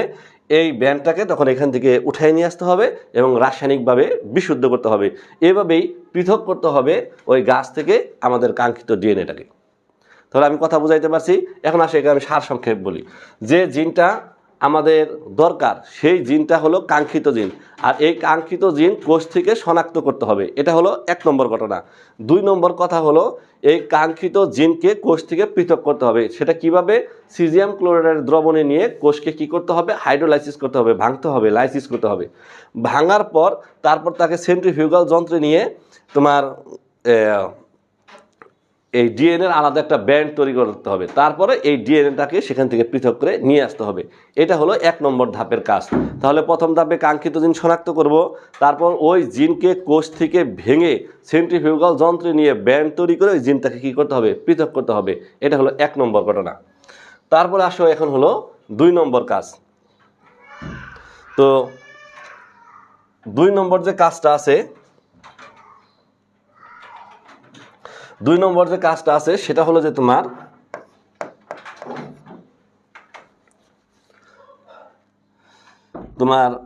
বাহক নির্বাচন।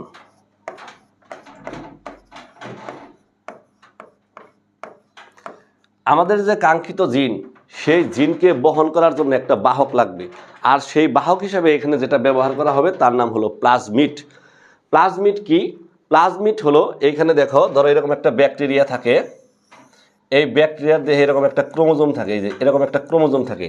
এই ক্রোমোজোমের বাইরে এরকম একটা বৃত্তাকার ডিএনএ থাকে। তাহলে ব্যাকটেরিয়ার দেহে ক্রোমোজোম বহির্ভূত এরকম একটা বৃত্তাকার ডিএনএ থাকে যার নাম প্লাজমিড। প্লাজমিড কি? গুরুত্বপূর্ণ প্রশ্ন। প্লাজমিডের বৈশিষ্ট্য গুরুত্বপূর্ণ প্রশ্ন। প্লাজমিডের প্রকারভেদ গুরুত্বপূর্ণ প্রশ্ন। প্লাজমিডের ব্যবহার গুরুত্বপূর্ণ প্রশ্ন। আর এগুলো সবই পিডিএফ আকারে আমরা দিয়ে দিছি, এটা তোমরা অবশ্যই সেখান থেকে দেখে নিবা। তাহলে এখান থেকে কি প্রশ্ন? প্লাজমিড কি, তারপর কি প্লাজমিডের বৈশিষ্ট্য। প্লাজমিডের বৈশিষ্ট্য কি? এটা একটা বৃত্তাকার ডিএনএ সূত্রক। এখানে কম সংখ্যক তোমার জিন থাকে। তারপরের বৈশিষ্ট্য কি? এটা বাহক হিসাবে কাজ করে। 2 নম্বর দিয়ে আসে প্লাজমিডের বৈশিষ্ট্য। তাহলে এই 3টা কথা লিখলেই এই 2 নম্বর প্রশ্নের উত্তর কিন্তু হয়ে যাবে। তারপর কি হবে? তারপরের যে প্রশ্ন, সেই প্রশ্নটা হলো এই প্লাজমিডের প্রকারভেদ। প্লাজমিড 3 প্রকার। তো প্লাজমিড কয় প্রকার? 3 প্রকার প্লাজমিড। 3 প্রকার প্লাজমিডের মধ্যে একটা প্লাজমিডের নাম হলো এফ এবং এফ প্রাইম প্লাজমিড, আর একটা হইল আর প্লাজমিড, আরও একটা হইল যে তোমার কোল প্লাজমিড। এই 3 প্রকার প্লাজমিড। এটা কিন্তু প্রকারভেদ পরীক্ষার মধ্যে আসে, আমি বলছি, কিন্তু গুরুত্বপূর্ণ প্রশ্ন। তাহলে প্লাজমিড 3 প্রকার, এফ এবং এফ প্রাইম প্লাজমিড। তারপর হলো কি আর প্লাজমিড, তারপর হলো কি কোল প্লাজমিড। এফ এবং এফ প্রাইম যে প্লাজমিডটা আছে সেটা তোমার হলো যে একটা ব্যাকটেরিয়ার দেহ থেকে আর একটা ব্যাকটেরিয়ার দেহে স্থানান্তর করতে সাহায্য করে। এই প্লাজমিড বা ক্রোমোজোমাল অংশ স্থানান্তর করতে কি করে? সাহায্য করে। আর প্লাজমিড হলো যারা অ্যান্টিবায়োটিক তৈরি বা অ্যান্টিবায়োটিকের প্রতি সাড়া দেয়, তারা হলো আর প্লাজমিড।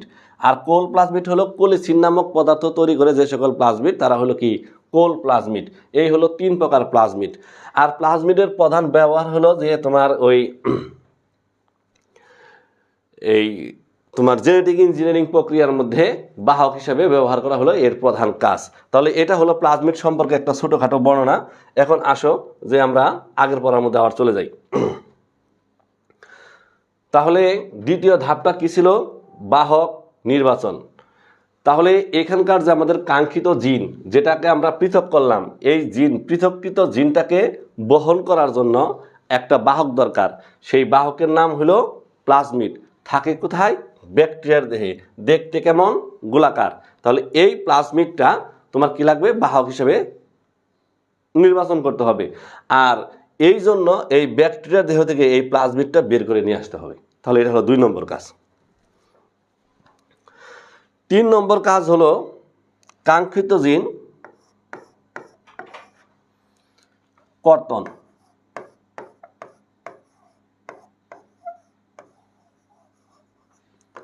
কাঙ্ক্ষিত জিন কর্তন। আমরা এই চিত্রের মধ্যে যদি খেয়াল করি, সেখানে দেখো এই যে ছিল মূল কোষ, সেই কোষের ভিতরে ছিল এই যে নিউক্লিয়াস। এই নিউক্লিয়াসের ভিতরে এই যে ক্রোমোজোম, সেই ক্রোমোজোম থেকে এই ডিএনএর ব্যান্ড, এই ডিএনএটাকে সে পৃথক করে নিয়ে আসছে, যে ডিএনএ পৃথক করে নিয়ে আসছে। আবার এইখানে যদি তুমি চিত্রের মধ্যে দেখো, এই যে দেখো ব্যাকটেরিয়ার দেহে এটা ক্রোমোজোম, আর ক্রোমোজোমের বাইরে যে বৃত্তাকার ডিএনএ, এই বৃত্তাকার ডিএনএ এই যে বাহক হিসেবে ব্যবহার করার জন্য এই যে বের করে নিয়ে আসছে। আমি কথা বুঝাইতে পারছি? আচ্ছা, তাহলে দেখো এখন কাঙ্ক্ষিত জিন কর্তন। কাঙ্ক্ষিত জিন কীরকম? যেমন ধরো এটা একটা ডিএনএ সূত্রক। এই ডিএনএ একটা সূত্রকের মধ্যে অনেকগুলো জিন থাকে। ধরো এ একটা জিন, বি একটা জিন, সি একটা জিন, ডি একটা জিন। এই এক একটা জিন এক একটা বৈশিষ্ট্য নিয়ন্ত্রণ করে। এক একটা জিন এক একটা বৈশিষ্ট্য নিয়ন্ত্রণ করে। ধরো আমাদের টার্গেট কিন্তু সেই মিষ্টি জিন। এই সি জিনটা ধরো মিষ্টি জিন। যেহেতু সি জিনটা মিষ্টি জিন, তাহলে এই জিনটাই আমার লাগবে। এই এ বি ডি এই জিন আমার জন্য দরকার না, আমার জন্য দরকার হলো এই সি জিন, কারণ এই সি জিনটাই সেই মিষ্টি হওয়ার জন্য দায়ী জিন। তাহলে এই সি জিনটাকে কী করতে হবে? কাটতে হবে। আর একে কাটার জন্য এক প্রকার এনজাইম থাকে, সেই এনজাইমের নাম হলো রেস্ট্রিকশন এনজাইম। কি এনজাইম? Restriction enzyme. এটাও কিন্তু গুরুত্বপূর্ণ প্রশ্ন। যে প্লাজমিডের মধ্যে যেরকম 5টা প্রশ্ন ছিল, এখানেও কিন্তু রেস্ট্রিকশন এনজাইম একটা গুরুত্বপূর্ণ প্রশ্ন। রেস্ট্রিকশন এনজাইম কি? রেস্ট্রিকশন এনজাইম কাকে বলে? রেস্ট্রিকশন এনজাইম বলতে কি বুঝো? এই জাতীয় প্রশ্ন হাজার হাজারবার পরীক্ষার মধ্যে আসে। তো রেস্ট্রিকশন এর বাংলা হলো কর্তনকারী। কর্তনকারী। আর এনজাইম তো এনজাইম, কর্তনকারী এনজাইম। অর্থাৎ যে সকল এনজাইম প্রয়োগ করে ডিএনএর একটা সুনির্দিষ্ট সিকোয়েন্স, ডিএনএর একটা সুনির্দিষ্ট জিন, ডিএনএর একটা সুনির্দিষ্ট অংশ কেটে ফেলা যায়, সেই এনজাইমগুলোরে বলা হয় কি? Restriction enzyme. এখন পর্যন্ত 250-এর উপরে এই রেস্ট্রিকশন এনজাইম আবিষ্কার করা হয়েছে। এগুলো কিন্তু ব্যাকটেরিয়ার দেহেই বেশি পাওয়া যায়। তাহলে রেস্ট্রিকশন এনজাইম হলো ওই এনজাইম যে সকল এনজাইম ডিএনএর একটা সুনির্দিষ্ট সিকোয়েন্স কর্তন করে নিয়ে আসতে পারে, তার নাম হলো কি? Restriction enzyme. এই রেস্ট্রিকশন এনজাইম দিয়ে এই যে আমাদের কাঙ্ক্ষিত জিন, এখানে আমি সি হিসেবে আখ্যায়িত করেছিলাম, এই কাঙ্ক্ষিত জিনটাকে কর্তন করা হয়। এই যেটাকে কর্তন করা হয়, এই যে দেখো কাঙ্ক্ষিত জিন কর্তন করে এই যে আলাদা করে নিয়ে আসছে।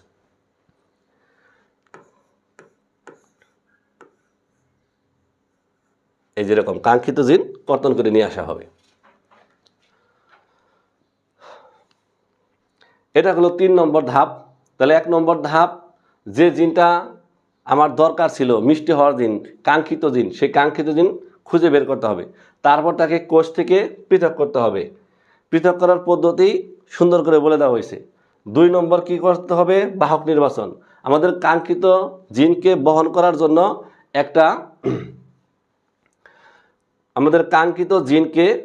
করার জন্য একটা ভেক্টর লাগবে, বাহক লাগবে, আর সেই বাহকের নাম কি? প্লাজমিড, যাকে আমরা ব্যাকটেরিয়ার দেহে পাইছিলাম। 3 নম্বর হলো কাঙ্ক্ষিত জিন কর্তন, কারণ একটা ডিএনএ অণুতে অনেকগুলা জিন থাকে। এই জিনগুলোর মধ্যে যে জিনটা তোমার হলো যে আমাদের কাঙ্ক্ষিত, আমাদের চাহিদাপূর্ণ যে জিনটা ছিল মিষ্টি হওয়ার জিন, সেই জিনটাকে কেটে নিয়ে আসতে হবে। আর একে কেটে আনার জন্য একটা এনজাইম আমরা ব্যবহার করছিলাম, সেই এনজাইমের নাম ছিল রেস্ট্রিকশন এনজাইম। তো 4 নম্বর যে ধাপ, 4 নম্বর ধাপের নাম হলো রিকম্বিনেট ডিএনএ তৈরি করা। রিকম্বিনেট ডিএনএ তৈরি, এটা হলো 4 নম্বর ধাপ। রিকম্বিনেট ডিএনএ কি? ওই যে আমাদের কাঙ্ক্ষিত জিন মূল ডিএনএ থেকে কেটে নিয়ে আসলাম, সেই কর্তৃত কাঙ্ক্ষিত জিনটুকু ওই যে আমাদের যে প্লাজমিড ছিল, এই যে প্লাজমিড, এই যে আমাদের কাঙ্ক্ষিত জিন, এই কাঙ্ক্ষিত জিনটাকে এই প্লাজমিডও এখানে যে সিস্টেম করে যতটুকু করে কাটা হয়েছে, ঠিক এই প্লাজমিডটাকেও ওই সিস্টেমে ঠিক অতটুকু করে কাটতে হবে। কাটার পর এই কাঙ্ক্ষিত জিনকে এটার সাথে যে জোড়া লাগিয়ে দিতে হবে। দেখো প্লাজমিডের সাথে এই যে কাঙ্ক্ষিত জিন জোড়া লাগানো হয়েছে। তো এটা জোড়া লাগানোর জন্য একটা এনজাইম ব্যবহার করা হয়, সেই এনজাইমের নাম হলো কি? Ligase enzyme. তাহলে লাইগেজ এনজাইমের সাহায্যে আমাদের এই প্লাজমিডের সাথে কাঙ্ক্ষিত জিন জুড়ে দেওয়া হলো, আর এর নামই হলো রিকম্বিনেট ডিএনএ। তাহলে রিকম্বিনেট ডিএনএ তৈরির প্রক্রিয়া লেখো, তাহলে এই পর্যন্ত দিলেই হবে। রিকম্বিনেট ডিএনএ তৈরির প্রক্রিয়া যদি আসে তাহলে এই পর্যন্ত দিলে হবে, এই যে এই পর্যন্ত। এখন 5 নম্বর ধাপ। 5 নম্বর ধাপে কি হবে? 5 নম্বর ধাপে তোমার এই যে আমরা রিকম্বিনেট ডিএনএ নতুন যে জিনটা তৈরি করলাম, নতুন যে তোমার প্লাজমিডটা তৈরি করলাম, এইটার তৈরি ঠিকঠাক আছে কিনা তা জানার জন্য একে মূল্যায়ন করতে হবে। একে মূল্যায়ন করার জন্য এই রিকম্বিনেট নতুন তৈরি এই রিকম্বিনেট ডিএনএকে অন্য আরেকটি ব্যাকটেরিয়ার দেহে স্থানান্তর করতে হবে। তাহলে 5 নম্বর ধাপের নাম কি হবে? 5 নম্বর ধাপের নাম হবে হলো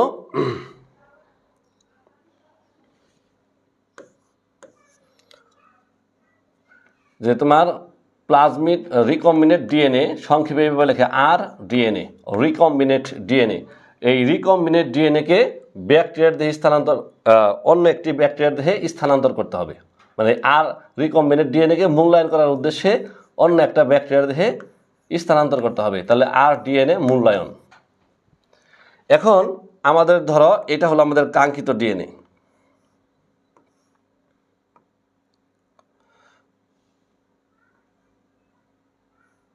এটা ধরো আমাদের কাঙ্ক্ষিত ডিএনএ, আর এর সাথে আমরা কি জোড়া দিয়ে দিয়েছিলাম? প্লাজমিড জোড়া দিয়ে দিয়েছিলাম। এখন এই প্লাজমিডটাকে কি করতে হবে? অন্য আরেকটি ব্যাকটেরিয়ার দেহে স্থানান্তর করতে হবে। অন্য আরেকটি ব্যাকটেরিয়ার দেহে এরকম স্থানান্তর করতে হবে। তো অন্য আরেকটা ব্যাকটেরিয়ার দেহে আমাদের নতুন সৃষ্টি এই রিকম্বিনেট ডিএনএকে যদি আমরা স্থানান্তর করতে চাই, তাহলে অন্য ব্যাকটেরিয়া সাধারণত একে গ্রহণ করতে চায় না। তখন ক্যালসিয়াম সমৃদ্ধ দ্রবণে হিট শক পদ্ধতিতে এই রিকম্বিনেট ডিএনএ এই অন্য আরেকটা ব্যাকটেরিয়ার দেহে স্থানান্তর করা হয়।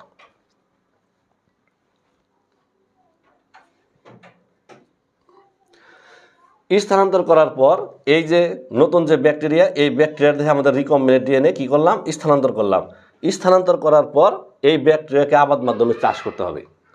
আবাদ মাধ্যমে চাষ করার পর তাহলে এখানে আর একটা বিষয় দেখো, 6 নম্বর হলো যে আবাদ মাধ্যমে চাষ করার পর কি ওই যে আমাদের নতুন যে ব্যাকটেরিয়া তৈরি হবে, সেই নতুন ব্যাকটেরিয়ার দেহে যে তোমার প্লাজমিডটা পাওয়া যাবে, সেই প্লাজমিডটা দেখতে হবে আমরা যে প্লাজমিডটা বানাইছিলাম ওই প্লাজমিডের মতো কি না।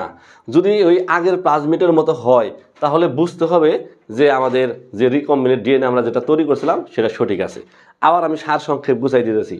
কাঙ্ক্ষিত জিন খুঁজে বের করা, তারপর সেই জিন কোষ থেকে পৃথক করা 1 নম্বর কাজ। 2 নম্বর কাজ জিন বহন করার জন্য বাহক নির্বাচন করা, তার নাম প্লাজমিড, 2য় কাজ। 3 নম্বর কাজ কাঙ্ক্ষিত জিনকে রেস্ট্রিকশন এনজাইম দিয়ে কেটে ফেলা এবং ওই কাঙ্ক্ষিত জিনের মতো করে আবার প্লাজমিডকে কেটে ফেলা। এটা হলো 3। 4 নম্বর কাঙ্ক্ষিত জিনকে প্লাজমিডের সাথে লাইগেজ এনজাইম দ্বারা জোড়া লাগানো। 5 নম্বর কথা হলো রিকম্বিনেট ডিএনএ মূল্যায়ন করা। আর সেটা মূল্যায়ন আমরা কি করব, এই রিকম্বিনেট ডিএনএটা আর একটা ব্যাকটেরিয়ার দেহে ঢোকাবো, কিন্তু ওই ব্যাকটেরিয়া স্বাভাবিকভাবে এটা নিতে চায় না। এই জন্য আমরা ক্যালসিয়াম সমৃদ্ধ দ্রবণে হিট শক পদ্ধতিতে তোমার এই ব্যাকটেরিয়ার দেহে প্লাজমিডটা ঢোকাই দেব। ঢোকাই দেওয়ার পর এই ব্যাকটেরিয়াকে আমরা কি করব, আবাদ মাধ্যমে চাষ করব। চাষ করার পর এখান থেকে হাজার হাজার ব্যাকটেরিয়া তৈরি হবে। এই হাজার হাজার ব্যাকটেরিয়ার মধ্যে দেখতে হবে আমরা যে প্লাজমিডটা তৈরি করছিলাম সেই প্লাজমিডটা পাওয়া যায় কিনা।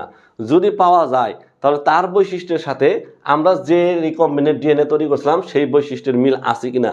যদি মিল থাকে তাহলে বোঝা যাবে যে আমাদের যে রিকম্বিনেট ডিএনএ তৈরির যে প্রসেস সেটা কি সফল হয়েছে। সফল হওয়ার পর এই নতুন সৃষ্ট এই প্লাজমিডটাকে তোমার টিস্যু কালচার প্রক্রিয়ায় ওই যে আমাদের যে টক আম গাছ আছে ওই টক আম গাছের দেহে প্রবেশ করাই দেওয়া লাগবে। সেটা কেমনে, তোমার মনে করো এই প্লাজমিডটা বের করে নিয়ে আসলাম, আনার পর মনে করো টক আম গাছ থেকে এরকম কোষ নিয়ে আসবো, টিস্যু নিয়ে আসবো। এই টিস্যুর ভিতরে যে তোমার নিউক্লিয়াস আছে সেই নিউক্লিয়াসটা ফেলে দেবো, ফেলে দিয়ে এই নিউক্লিয়াসটা ঢুকাই দেবো। ঢুকাই দেওয়ার পর এই টিস্যু চাষ করব, সেই চাষ করা থেকে এখান থেকে গাছ হবে। সেই গাছ রোপণ করলে সেই গাছের আম হবে বড় আর স্বাদে হবে কি মিষ্টি। এটাই হলো তোমার কি জিন প্রকৌশল। তাহলে আমি আবারও সংক্ষেপে গুছাই দিতেছি। 1 নম্বর ধাপ, দেখো চিত্র দেখাই দেখাই গুছাই দিতেছি। 1 নম্বর ধাপ, যে জীবকোষ থেকে কাঙ্ক্ষিত জিন প্রথমে শনাক্ত করতে হবে, তারপর পৃথক করতে হবে, যে পৃথক করে নিয়ে আসছে। তারপর কি করতে হবে, এই জিনকে বহন করার জন্য একটা প্লাজমিড লাগবে। সেই প্লাজমিড কোথায় পাওয়া যাবে, এই ব্যাকটেরিয়ার দেহে পাওয়া যাবে। সেই প্লাজমিডটা ব্যাকটেরিয়ার দেহ থেকে যে বের করে নিয়ে আসছে। তারপর রেস্ট্রিকশন এনজাইম দিয়ে এই কাঙ্ক্ষিত জিনকে কর্তন করা হয়েছে এবং প্লাজমিডটাকেও কর্তন করা হয়েছে। তারপর এই কাঙ্ক্ষিত জিনকে এই প্লাজমিডের সাথে যে জুড়ে দেওয়া হয়েছে লাইগেজ এনজাইম দ্বারা। জুড়ে দেওয়ার পর যে ডিএনএটা পাওয়া গেছে তার নাম হলো রিকম্বিনেট ডিএনএ। রিকম্বিনেট ডিএনএ বানানো ঠিকঠাক হলো কিনা সেই জন্য কি করা হয়েছে, এটাকে আর একটা ব্যাকটেরিয়ার দেহে ঢুকানো হয়েছে। তারপর এই ব্যাকটেরিয়া চাষ করে সেখানে অনেকগুলো ব্যাকটেরিয়া তৈরি করা হয়েছে। তারপর সেই ব্যাকটেরিয়ার মধ্যে যে তোমার প্লাজমিডটা পাওয়া গেছে তার সাথে আগের প্লাজমিডের মিল আছে কিনা, মানে রিকম্বিনেট ডিএনএর মিল আছে কিনা সেটা মূল্যায়ন করে দেখা হয়। যদি মিল থাকে তাহলে মূল্যায়ন সঠিক, আর মিল না থাকলে মনে করো পদ্ধতি ভুল হয়েছে, এটা আবার পুনরায় করতে হবে। যদি তোমার মূল্যায়ন সঠিক হয় তারপরে তাকে কি করতে হবে, তোমার ওই কাঙ্ক্ষিত জীবের টিস্যু কালচার প্রক্রিয়ায় প্রবেশ করাতে হবে। তারপর সেখান থেকে যে উদ্ভিদ বা প্রাণী পাওয়া যাবে তার নাম হলো ট্রান্সজেনিক উদ্ভিদ, তার নাম হলো কি ট্রান্সজেনিক প্রাণী। ট্রান্সজেনিক উদ্ভিদ ক নম্বরের প্রশ্ন, ট্রান্সজেনিক প্রাণী বলতে কি বোঝো এগুলোও ক নম্বরের প্রশ্ন। ইহা অতীব গুরুত্বপূর্ণ, এটা পড়তে হবে। তাহলে আমাদের জিন প্রকৌশলের যে পদ্ধতি সেই পদ্ধতি আমাদের শেখা শেষ হয়ে গেল। মাত্র 7টা ধাপে এর বর্ণনা দিবা। তো এখন এই জিন প্রকৌশলের প্রয়োগ, জিন প্রকৌশলের প্রয়োগ হলো 3টা ক্ষেত্রে বেশি ব্যবহার হয়। একটা হলো তোমার চিকিৎসা ক্ষেত্রে, আর একটা হলো কৃষি ক্ষেত্রে, আর একটা হলো পরিবেশ সংরক্ষণে। এই 3টা প্রশ্নই আলাদা আলাদাভাবে আসে। যেমন ধরো এমন আসবে যে কৃষি ক্ষেত্রে জিন প্রকৌশলের প্রয়োগ দেখাও, অথবা এমন আসবে চিকিৎসা ক্ষেত্রে জিন প্রকৌশলের প্রয়োগ দেখাও, অথবা এমন আসবে পরিবেশ সংরক্ষণে জিন প্রকৌশলের প্রয়োগ দেখাও। তো এরকম আলাদা আলাদাভাবে আসতে পারে, আবার একসাথেও আসতে পারে। তাহলে একসাথে আসলে প্রশ্নের উত্তর সংক্ষেপে করে দেবা, আর আলাদা আলাদা আসলে একটু বিস্তারিত লিখবা। তো এখন আমরা যেটা পড়বো সেটা হলো চিকিৎসা ক্ষেত্রে এই জিন প্রকৌশলের প্রয়োগ। চিকিৎসা ক্ষেত্রে যতগুলো প্রয়োগ আছে তার মধ্যে একটা বড় আকারের সৃজনশীল আসে, সেটা হলো ইনসুলিন উৎপাদন।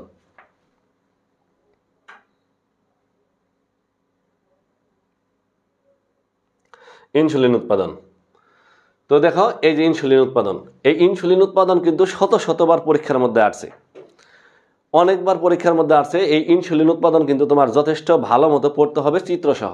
তবে জিন প্রকৌশল তুমি যদি প্রথমে মুখস্থ করো আর সেখান থেকে কিন্তু তোমার এই ইনসুলিন উৎপাদন যদি তুমি পড়ো তাহলে কিন্তু 2 মিনিটে মুখস্থ হয়ে যাবে। অর্থাৎ জিন প্রকৌশল যেরকম ইনসুলিনটাও সেরকম, শুধু 2টা জায়গায় পার্থক্য হয় আর সব জায়গায় একই রকম থাকে। তাহলে প্রথমে জিন প্রকৌশল পড়তে হবে, তারপর সেখান থেকে কি মুখস্থ করতে হবে, ইনসুলিন উৎপাদন মুখস্থ করতে হবে। অর্থাৎ জিন প্রকৌশল পড়লেই ইনসুলিন উৎপাদন অটোমেটিক মুখস্থ, শুধু 2টা-3টা লাইন চেঞ্জ করতে হয়। আসলে সেখানে আমরা কি কি চেঞ্জ করতে হয় আমরা দেখি। তাহলে জিন প্রকৌশল পদ্ধতির মধ্যে প্রথমে আমরা কি পড়ছিলাম, প্রথমে আমরা পড়ছিলাম কাঙ্ক্ষিত জিন শনাক্তকরণ ও পৃথকীকরণ। এই যে দেখো এখানে ইনসুলিন উৎপাদনকারী জিন শনাক্তকরণ, ওই যে কাঙ্ক্ষিত জিন। তাহলে এখানে আমাদের কাঙ্ক্ষিত জিন কি? ইনসুলিন তৈরি করা। এর আগে জানা নেই যে ইনসুলিন কি। ইনসুলিন হলো এক প্রকার হরমোন, এটা মানুষের অগ্নাশয়ে উৎপন্ন হয়। এই ইনসুলিনের কাজ হলো কোষের ভিতরে গ্লুকোজকে ঢুকতে সহযোগিতা করা। ইনসুলিন যদি কোনো কারণে উৎপাদন কমে যায় তাহলে সেই ক্ষেত্রে কোষের ভিতরে গ্লুকোজ প্রবেশ করতে পারে না, তখন রক্তে গ্লুকোজের ঘনত্ব বেড়ে যায়। আর রক্তে যদি গ্লুকোজের ঘনত্ব বেড়ে যায় তবে তার নাম হয় ডায়াবেটিস। এখন এই ডায়াবেটিস রোগীদের ক্ষেত্রে এই ইনসুলিন নামক ইনজেকশন দেওয়া হয়। ইনসুলিন ইনজেকশন দেওয়া হয় কেন? কারণ তার দেহে যতটুকু ইনসুলিন উৎপাদন করার দরকার ছিল অতটুকু পরিমাণ ইনসুলিন সেখানে উৎপন্ন হয় না। তো না হওয়ার কারণে বাইরে থেকে ইনজেক্ট করে এই ইনসুলিন দেওয়া হয়। এখন বাইরে থেকে ইনজেক্ট করে যে ইনসুলিন দিব সেই ইনসুলিন পাবে কোথায়? এই উৎপাদন কিভাবে করবে? তাকে উৎপাদন করার জন্য এই জিন প্রকৌশল পদ্ধতি ব্যবহার করা হয়। তো জিন প্রকৌশল পদ্ধতি ব্যবহার করে কিভাবে এই ইনসুলিন তৈরি করা হয় সেটাই কিন্তু আমরা পড়তেছি। আর জিন প্রকৌশলের প্রথম ধাপে আমরা পড়ছিলাম যে যে জিনটা আমাদের দরকার সেই জিনটা হলো কি? কাঙ্ক্ষিত জিন। আর সেই কাঙ্ক্ষিত জিন প্রথমে শনাক্ত করতে হয়। তাহলে ইনসুলিন উৎপাদনের ক্ষেত্রে আমার দরকার হলো যে জিনটা ইনসুলিন তৈরি করে সেই জিনটাই হলো কি আমার জন্য এই ক্ষেত্রে কাঙ্ক্ষিত জিন। আর এই কাঙ্ক্ষিত জিনটা তোমার কোথায় পাওয়া যায়? 11 নং ক্রোমোজোমের খাটো বাহুর শীর্ষে যে যে ডিএনএ আছে সেই ডিএনএতে এই ইনসুলিন উৎপাদনকারী জিন অবস্থান করে। তাহলে ওইখানে কিন্তু শুধু আমরা বলছিলাম যে কাঙ্ক্ষিত জিন শনাক্ত করতে হবে, যে জিনটা আমার দরকার সেই জিনটাকে খুঁজে বের করতে হবে, এর নামে কি? কাঙ্ক্ষিত জিন শনাক্তকরণ। আর এই ক্ষেত্রে সেই কথাটা আমরা ঘুরাই বললাম কি, আমরা আগের বার খুঁজে বের করতে হবে এটা বলছি, আর এখানে খুঁজে বের করা আছেই। কত নম্বর ক্রোমোজোমে? 11 নম্বর ক্রোমোজোমে। কোথায় অবস্থিত? খাটো বাহুর শীর্ষে অবস্থিত। শুধু এই কথাটা অ্যাড। তারপরে কি? 2 নম্বর ধাপে আসো। এই যে ডিএনএ থেকে ইনসুলিনের যে জিনটা সেই জিনটা পৃথক করতে হবে। কিভাবে পৃথক করছিলাম মনে আছে? ওই যে রেস্ট্রিকশন এনজাইম দিয়ে আমাদের কাঙ্ক্ষিত জিন, যে জিনটা আমার দরকার সেই জিনটাকে কি করতে হবে? কেটে নিয়ে আসতে হবে। তাহলে এই যে এইখানে আমার কোন জিনটা দরকার? এখানে দরকার হলো ইনসুলিন তৈরিকারী জিন। সেই ইনসুলিন তৈরিকারী জিনটাকে এই যে রেস্ট্রিকশন এনজাইম দ্বারা কি করতে হবে? কেটে নিয়ে আসতে হবে। তারপর এই জিনটাকে আমাদের কি করতে হবে? বাহকের কাছে নিতে হবে, মানে যে এই জিনটাকে বহন করতে পারবে তার কাছে নিয়ে আসতে হবে। তাহলে এই জিন বহন করার জন্য যে বাহক বা ভেক্টর তার নাম কি? তার নাম হলো প্লাজমিড। আর সেই প্লাজমিড কোথায় আমরা পাবো? ব্যাকটেরিয়ার দেহে। এই যে এখানে তোমার ব্যাকটেরিয়ার দেহ থেকে কোন ব্যাকটেরিয়া?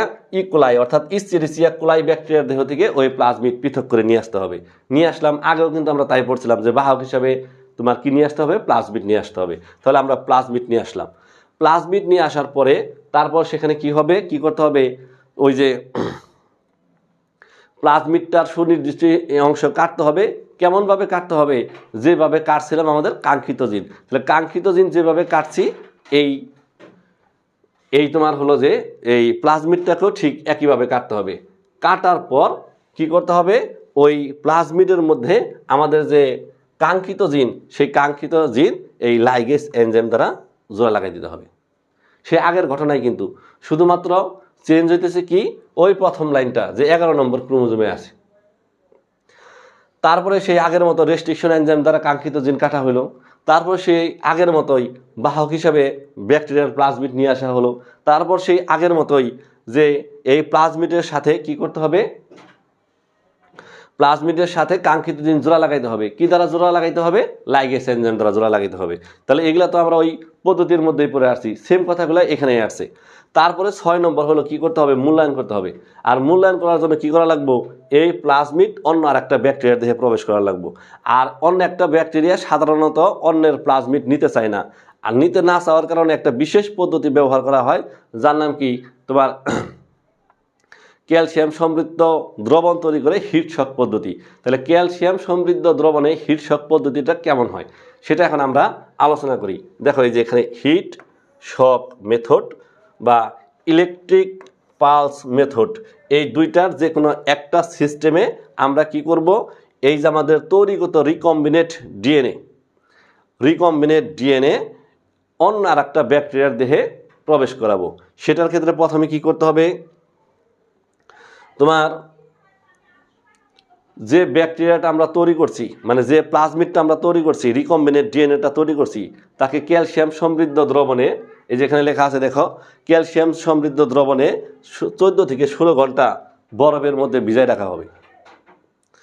তারপর এই প্লাজমিডটা আর ইকোলাই ব্যাকটেরিয়া, এসচেরিচিয়া কোলাই ব্যাকটেরিয়া, এই দুইটাকে একত্রে তোমার মনে করো মিক্সার করে আধা ঘন্টা বরফে, তারপর 42 ডিগ্রি সেলসিয়াস তাপমাত্রায় 90 সেকেন্ড অথবা 2 মিনিট রাখলে, সেখানে রাখার পরে তারপর তাকে যদি আবার ঠান্ডা করা হয় তখন দেখা যাবে হলো যে এই প্লাজমিডটাকে এই ইসচেরিচিয়া কোলাই ব্যাকটেরিয়া গ্রহণ করছে। মনে হয় একটু প্যাচ লেগে গেছে, আবার দেখো শোনো। যে রিকম্বিনেন্ট ডিএনএ আমরা তৈরি করলাম, এই যে রিকম্বিনেন্ট ডিএনএ, এই রিকম্বিনেন্ট ডিএনএটা তৈরি করার পর তাকে মূল্যায়ন করতে হবে। আর তাকে মূল্যায়ন করার জন্য অন্য একটা ব্যাকটেরিয়া, সেই ব্যাকটেরিয়ার নাম কি? ইসচেরিচিয়া কোলাই ব্যাকটেরিয়া, ইকোলাই ব্যাকটেরিয়া। এই ব্যাকটেরিয়ার দেহে প্রবেশ করানো লাগবে, কিন্তু এই ব্যাকটেরিয়া সাধারণত এইটাকে গ্রহণ করতে চায় না। এই জন্য একটা পদ্ধতি অবলম্বন করা হয়, এর নাম হিট শক মেথড। এই পদ্ধতি ব্যবহার করা হয়। আর এই পদ্ধতি কেমন? এই পদ্ধতি হলো প্রথমে ওই প্লাজমিডটাকে ক্যালসিয়াম ক্লোরাইড দ্রবণে 14 থেকে 16 ঘন্টা বরফের মধ্যে ডুবাই রাখতে হবে। তারপর ইকোলাই ব্যাকটেরিয়া আর ওই প্লাজমিড এই দুইটাকে মিক্সচার করে তোমার আধা ঘন্টা বরফের মধ্যে, তারপর 42 ডিগ্রি সেলসিয়াস তাপমাত্রায় 90 সেকেন্ড তাপ দিতে হবে। তাপ দেওয়ার পর 2 মিনিট বরফের মধ্যে রাখা হবে। রাখলে এই ব্যাকটেরিয়া ওই আমাদের রিকম্বিনেন্ট ডিএনএকে কী করবে? গ্রহণ করবে। রিকম্বিনেন্ট ডিএনএকে গ্রহণ করার পর তারপর তারা কী করতে হবে? আবাদ মাধ্যমে চাষ করতে হবে। চাষ করে তোমার হলো যে হাজার হাজার এই ফার্মেন্টেশন ট্যাঙ্কের ভিতরে একে চাষ করা হবে। চাষ করলে সেখান থেকে হাজার হাজার তোমার হলো ব্যাকটেরিয়া তৈরি হবে। তারপরে সেই ব্যাকটেরিয়ার দেহে ইনসুলিন উৎপন্ন হতে থাকবে। এই ইনসুলিন এই ব্যাকটেরিয়ার কোষের বিগলন ঘটায়, যে কোষের অভ্যন্তরে প্রচুর পরিমাণে ইনসুলিন তৈরি হবে। তারপর এই ব্যাকটেরিয়ার দেহের বিগলন করাই মানে গলায় দিয়া বা ভেঙে দিয়ে এই কি করতে হবে? ইনসুলিন বের করে নিয়ে আসতে হবে। তারপর তাকে প্রক্রিয়াজাতকরণ করে তারপর ইনজেক্ট আকারে রোগীর শরীরে প্রবেশ করাতে হবে। এটা হলো কি? ইনসুলিন উৎপাদন। তাহলে এই ইনসুলিন উৎপাদন প্রক্রিয়াটা পরীক্ষার মধ্যে কিন্তু হাজার হাজার বার আসছে, এটা কিন্তু শিখতে হবে। তাহলে ইনসুলিন উৎপাদনের প্রথম ঘটনা কাঙ্ক্ষিত জিন শনাক্তকরণ, সেটা কোথায়? 11 নং ক্রোমোজোমে। তারপর কি করতে হবে? তোমার রেস্ট্রিকশন এনজাইম দ্বারা ওই কাঙ্ক্ষিত জিনকে কি করতে হবে? কাটতে হবে। তারপর কি করতে হবে? প্লাজমিড লাগবে, ইসচেরিচিয়া মানে ইকোলাই ব্যাকটেরিয়ার দেহ থেকে প্লাজমিড নিয়ে আসতে হবে। তারপর প্লাজমিডকেও কাটা হবে। তারপর প্লাজমিড আর ওই কাঙ্ক্ষিত জিন, ইনসুলিন উৎপাদনকারী জিন, দুইটাকে জোড়া লাগাইয়া রিকম্বিনেন্ট ডিএনএ তৈরি করতে হবে। এই রিকম্বিনেন্ট ডিএনএ হিট শক মেথড পদ্ধতিতে ইসচেরিচিয়া কোলাই ব্যাকটেরিয়ার দেহে ঢুকাই দেওয়া লাগবে।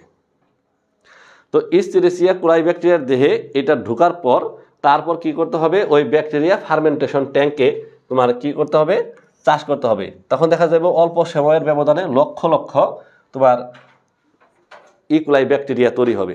তারপর এই ব্যাকটেরিয়ার দেহে ইনসুলিন তৈরি হবে।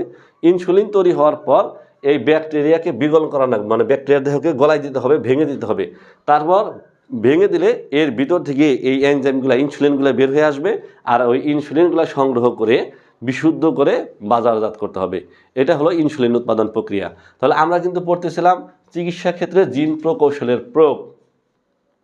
তো চিকিৎসা ক্ষেত্রে জিন প্রকৌশলের যে প্রয়োগ, তার মধ্যে একটা প্রয়োগ ছিল কি? ইনসুলিন উৎপাদন।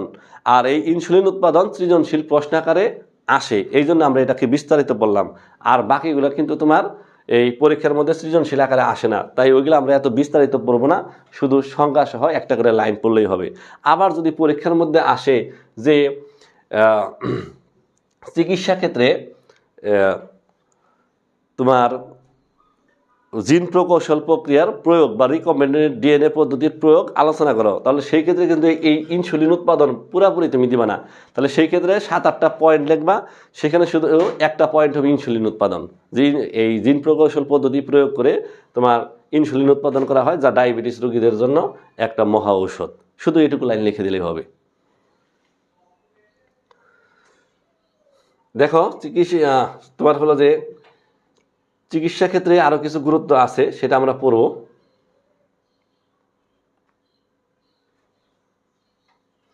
চিকিৎসা ক্ষেত্রে আরো কিছু গুরুত্ব আছে, সেই গুরুত্বের মধ্যে 2 নম্বর গুরুত্ব হলো টিপিএ তৈরি। এখানে টিপিএ মানে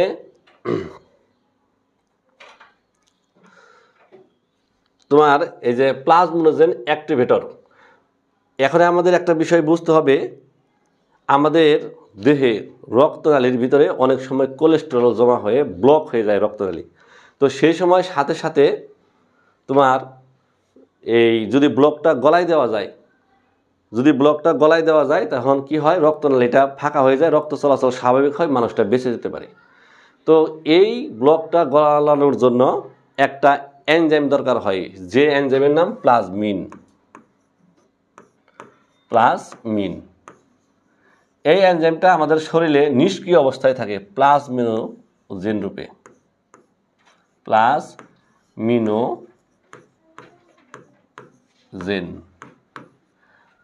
প্লাজমিনোজেন নামে নিষ্ক্রিয় অবস্থায় সে আমাদের দেহে অবস্থান করে। তো একে অ্যাক্টিভ করার জন্য এই টিপিএ দরকার হয়। এই টিপিএ একে অ্যাক্টিভ করলে তার নাম হয়ে যায় কি, প্লাজমিন। এই প্লাজমিন তৈরি হওয়ার পর এটা কি করে, স্বয়ংক্রিয়ভাবে আমাদের দেহে ওই ব্লক গলিয়ে দিয়ে মানুষকে সুস্থ করে তোলে। তো এই টিপিএও তোমার কিভাবে তৈরি হয়, এই জিন প্রকৌশল পদ্ধতি অবলম্বন করে তৈরি হয়। তারপর আরও একটা গুরুত্ব আছে চিকিৎসা ক্ষেত্রে, সেটা হলো ইপিও, এরাইথ্রোপয়েটিন হরমোন। এরাইথ্রোপয়েটিন হরমোন আমাদের বৃক্কে উৎপন্ন হয়, আর এই হরমোন কি করে, হাড়ের লাল অস্থিমজ্জাকে উদ্দীপনা যোগায় রক্তকণিকা উৎপন্ন করার জন্য। তো এই ইপিওর উৎপাদন অনেক সময় রোগীদের আক্রান্ত, ডায়াবেটিস রোগে যারা আক্রান্ত, তাদের এই ইপিও কম উৎপন্ন হয়। তাহলে সেই ক্ষেত্রে বাইরে থেকে একে ইনজেক্ট করে ঢোকানো হয়। আর এই ইপিও তোমার হলো কি, এই জিন প্রকৌশল প্রক্রিয়ায় তৈরি করা হয়, যে কারণে লোহিত রক্তকণিকা যে উৎপাদন সেটা কি থাকে, বা রক্তকণিকা উৎপাদন সেটা কি থাকে, স্বাভাবিক থাকে। তারপরে তোমার ইন্টারফেরন উৎপাদন 4 নম্বর। ইন্টারফেরন আমাদের দেহে অ্যান্টিবডির মতো কাজ করে। এটা এক প্রকার ইমিউনো সিস্টেম বা রোগ প্রতিরোধ ব্যবস্থা তোমার স্ট্রং রাখার জন্য এই ইন্টারফেরন দরকার হয়। তো এই ইন্টারফেরন তোমার ভাইরাস আক্রমণ করলে সেই ভাইরাসের বংশবৃদ্ধি রুখে দেয় এবং ভাইরাসকে ধ্বংস করতে পারে। একমাত্র এই ইন্টারফেরন হরমোনই এই ভাইরাস ধ্বংস করতে পারে। তাহলে এই জন্য এটা আমাদের শরীরের জন্য খুব গুরুত্বপূর্ণ। আর এই ইন্টারফেরনও তৈরি হয় কোন প্রক্রিয়ায়, তোমার জিন প্রকৌশল প্রক্রিয়ায়। এখন ইন্টারফেরনের পরে আসো যে কি, জিন থেরাপি। অনেক সময় দেখা যায় যে আমাদের শরীরের মধ্যে কোনো একটা জিন নষ্ট হয়ে যেতে পারে অথবা ত্রুটিযুক্ত হয়ে যেতে পারে। তখন কি করা হয়, সেই ত্রুটিযুক্ত জিনকে কেটে ফেলে দিয়ে ওই ভালো জিনকে সেখানে স্থাপন করা হয়, যার নাম জিন থেরাপি। তারপর হলো যে তোমার হেপাটাইটিস বি ভাইরাসের জন্য অ্যান্টিজেন তৈরি করা হয় এই টিএমবি থেকে। সেটাও কোথা থেকে উৎপন্ন হয়, জিন প্রকৌশল প্রক্রিয়ায় তৈরি হয়। তারপর মলিকুলার ফার্মিং। এখানে কিন্তু দেখো গুরুত্বপূর্ণ বিষয় হলো এমসিকিউর জন্য, দুধ, রক্ত, মলমূত্র থেকে প্রয়োজনীয় ঔষধ তৈরি করা হয়, আর এই পদ্ধতির নাম কি, মলিকুলার ফার্মিং। তারপর আসো বায়ো ফার্মিং। যখন ফার্মাসিউটিক্যাল দ্রব্য বড় মাত্রায় উৎপাদন করা হয় তখন তাকে বলা হয় কি, বায়ো ফার্মিং। আর এটাও কি জিন প্রকৌশলের অংশ। তাহলে মনে করো যে এগুলা কিন্তু এমসিকিউর জন্য আসে, আমি যে মার্ক করে দিয়েছি, কিন্তু এটা কিন্তু গুরুত্বপূর্ণ এমসিকিউর জন্য। তাহলে এটা হলো চিকিৎসা ক্ষেত্রে গুরুত্ব।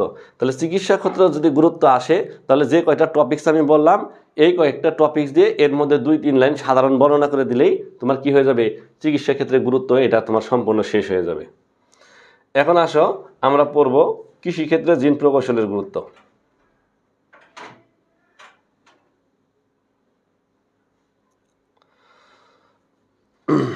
একটা আলোচনা শোনো। মনে করো যে কিছু ফসলি ক্ষেত, সেই ক্ষেতে কি গজায়, ঘাস গজায়। কিন্তু আমার ঘাস তো দরকার না, দরকার হলো ফসল। ঘাস গজানোর কারণে আমাদের যে ফসলি উদ্ভিদ, সেই উদ্ভিদের বৃদ্ধি এবং বিকাশ কম হয়, ফলন কম হয়, যাতে কৃষক ক্ষতিগ্রস্ত হয়। এই জন্য কী করা গেল, এই জন্য মনে করো যে এই সার ছিটাই দিলা বা বিষ দিলা, দেখা গেলো বিষের কারণে ঘাসও মরছে, আবার ফসলি উদ্ভিদ ওইটাও মরছে। তাহলে কি আমাদের কোনো লাভ হইলো? তাহলে কিন্তু মনে করো যে আমাদের আমও গেলো, ছালাও গেলো, দুই দিক থেকে ক্ষতিগ্রস্ত হইলো।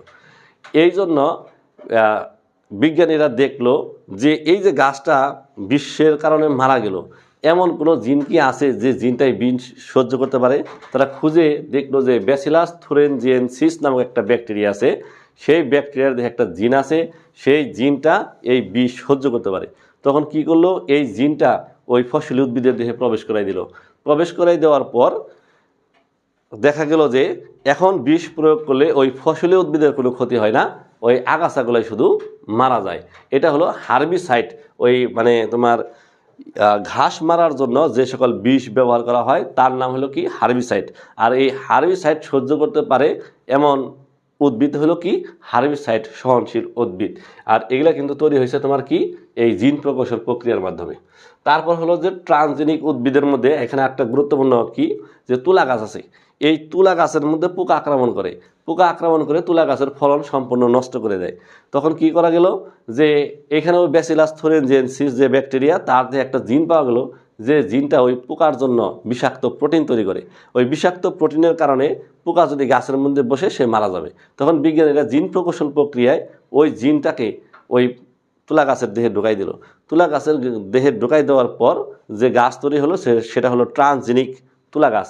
এই ট্রান্সজেনিক তুলা গাছ রোপণ করার পর দেখা গেল এখন আর কোনো পোকা ধরে না, কারণ পোকা ধরলেই সেখানে কি হয়, ওই জিনের কারণে বিষাক্ত প্রোটিন তৈরি হয়, সেই প্রোটিনের কারণে পোকাগুলো মারা যায়।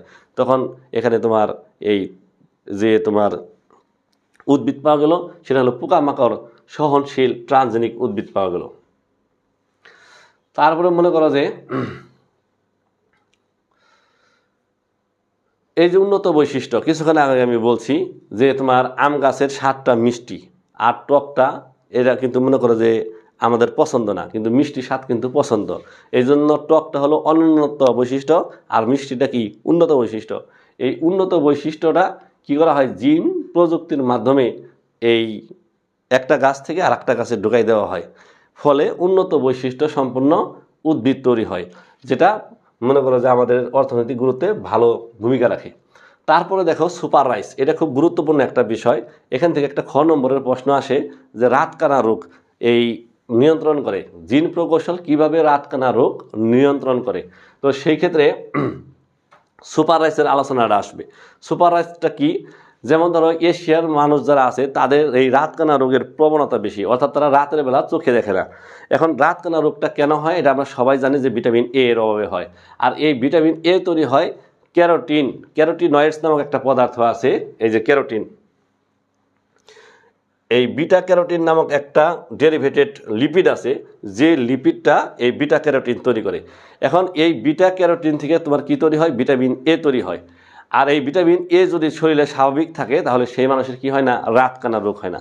তাই মনে করো যে এই যে প্রোটিকোস নামক একজন বিজ্ঞানী ছিল, সেই বিজ্ঞানী তোমার একটা ধানের জাত নিছে, যে ধানের জাতের নাম হলো জাপোনিকা। এই জাপোনিকা ধান নিয়ে সেই ধানের মধ্যে তোমার ড্যাফোডিল নামক একটা জীব থেকে এই বিটা ক্যারোটিন তৈরির জিন স্থানান্তর করে। আবারও শোনো, বিটা ক্যারোটিন কেন গুরুত্বপূর্ণ, এখান থেকে ভিটামিন এ তৈরি হয়। আর ভিটামিন এ এর কারণে মানুষের কি হয় না, রাতকানা রোগ হয় না। এখন এই বিটা ক্যারোটিন তৈরি হয় কোথায়, ড্যাফোডিলের মধ্যে। এই ড্যাফোডিল থেকে এই বিটা ক্যারোটিনের যে জিন, সেই জিনটা পৃথক করে সেটা কোথায় করছে, এই জাপোনিকা নামক একটা ধান গাছ আছে, সেই ধান গাছের দেহে ঢুকাই দিছে। ফলশ্রুতিতে ওই ধান গাছে যে ধান আছে সেই ধানের মধ্যে বিটা ক্যারোটিন পাওয়া যায়, অর্থাৎ ভিটামিন এ পাওয়া যায়।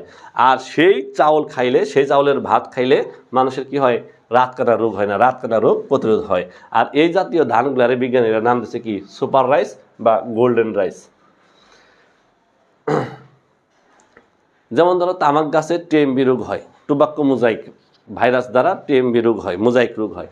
আর এই মোজাইক রোগ প্রতিরোধী জিন তোমার কি করা হয়, ওই তামাক গাছে স্থানান্তর করা হয়, যার ফলে ওই গাছে আর কি হয় না, তোমার ওই মোজাইক রোগ হয় না। এই জাতীয় রোগ প্রতিরোধ ক্ষমতা সম্পন্ন জিন প্রকৌশল প্রক্রিয়ায় গাছ তৈরি করা হয়, যার নাম কি রোগ প্রতিরোধক্ষম জাত উদ্ভাবন। এরপর আসো নাইট্রোজেন সংবন্ধন। এই বায়ুমণ্ডলে যে নাইট্রোজেন আছে সেই নাইট্রোজেনগুলো দুই উপায়ে মাটিতে আসে। আর নাইট্রোজেন তোমার উদ্ভিদের বৃদ্ধি এবং বিকাশের জন্য অতীব গুরুত্বপূর্ণ একটা বিষয়, যে নাইট্রোজেন। যে কোনো উদ্ভিদের বৃদ্ধি এবং বিকাশের জন্য নাইট্রোজেন অতীব গুরুত্বপূর্ণ একটা মুখ্য উপাদান, এটা লাগবেই। এখন এই নাইট্রোজেন দুই প্রক্রিয়ায় মাটিতে আসে। আসলে নাইট্রোজেনের উৎস হলো বাতাস, বায়ু। তাহলে বায়ুতে 78% নাইট্রোজেন থাকে, আর এই বাতাসের নাইট্রোজেন মাটিতে আসার পদ্ধতি হলো দুই রকম। একটা হলো এই যে বজ্রপাতের মাধ্যমে, ঠাটা পড়ার মাধ্যমে, আর একটা হলো অণুজীবের মাধ্যমে। এই অনেক ব্যাকটেরিয়া আছে যারা বায়ুর এই নাইট্রোজেনগুলো নিজের দেহে আবদ্ধ রাখে, তারপর সে কী করে এটা মাটিতে ছড়াই দেয়। তো এই নাইট্রোজেন সংবন্ধন করতে পারে এমন যে সকল ব্যাকটেরিয়া আছে, সেই ব্যাকটেরিয়ার দেহে একটা জিন আছে, যে জিনের নাম নিম্ফ, এই যে নিফ জিন।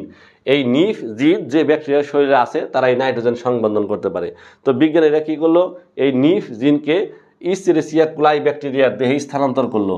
ফলশ্রুতিতে এই ব্যাকটেরিয়া মানে ইকোলাই ব্যাকটেরিয়া তোমার নাইট্রোজেন সংবন্ধনের জন্য উপকারী হয়ে গেল। এখন এই যদি এই কোলাই ব্যাকটেরিয়া এখন আমরা যদি জমিতে চাষ করি, তাহলে এই কোলাই ব্যাকটেরিয়া কি করবে, বায়ুমণ্ডল থেকে হাজার হাজার নাইট্রোজেন সংগ্রহ করবে, আর সেই নাইট্রোজেন তোমার মাটির মধ্যে মিশে জমি কি হবে, উর্বর হবে, আর সেই জমিতে ফসল রোপণ করলে সেখানে ফসলের পরিমাণ অনেক ভালো হবে। তারপরে দেখো দ্যুতিময় উদ্ভিদ সৃষ্টি। দ্যুতিময় উদ্ভিদ সৃষ্টি হলো আলোক বিস্তরণশীল উদ্ভিদ সৃষ্টি। তোমার আমেরিকায় এটা করা হয়েছে, সেটা হলো যে জোনাকি পোকা জলে আর নিবে, যে জিনটা এই জোনাকি পোকা জল আর নিবার জন্য দায়ী, সেই জিনকে কি করছে, এরা তামাক গাছে স্থানান্তর করছে। ফলশ্রুতিতে তামাক গাছটা কি হয়েছে, তোমার ওই রাত্রেবেলা ওই জোনাকি পোকার মতো জলে আর নিবে। এর নামই হলো আলোক বিস্তরণশীল উদ্ভিদ বা দ্যুতিময় উদ্ভিদ। তারপর বীজহীন ফল সৃষ্টিতে তোমার কি করছে, এই জিন প্রকৌশল প্রক্রিয়া ব্যবহার করছে।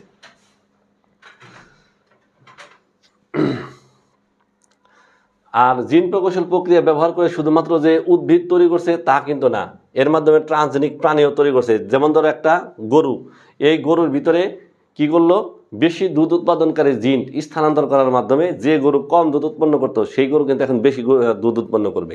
তারপর মনে করো যে বিশেষ কিছু ব্যাকটেরিয়া আছে, যে সকল ব্যাকটেরিয়ার দেহে অ্যান্টিবায়োটিক তৈরির জিন স্থানান্তর করা হয়, তারপর সেই ব্যাকটেরিয়া থেকে অ্যান্টিবায়োটিক সংগ্রহ করা হয়, যা মানুষের কল্যাণে ব্যবহার করা হয়।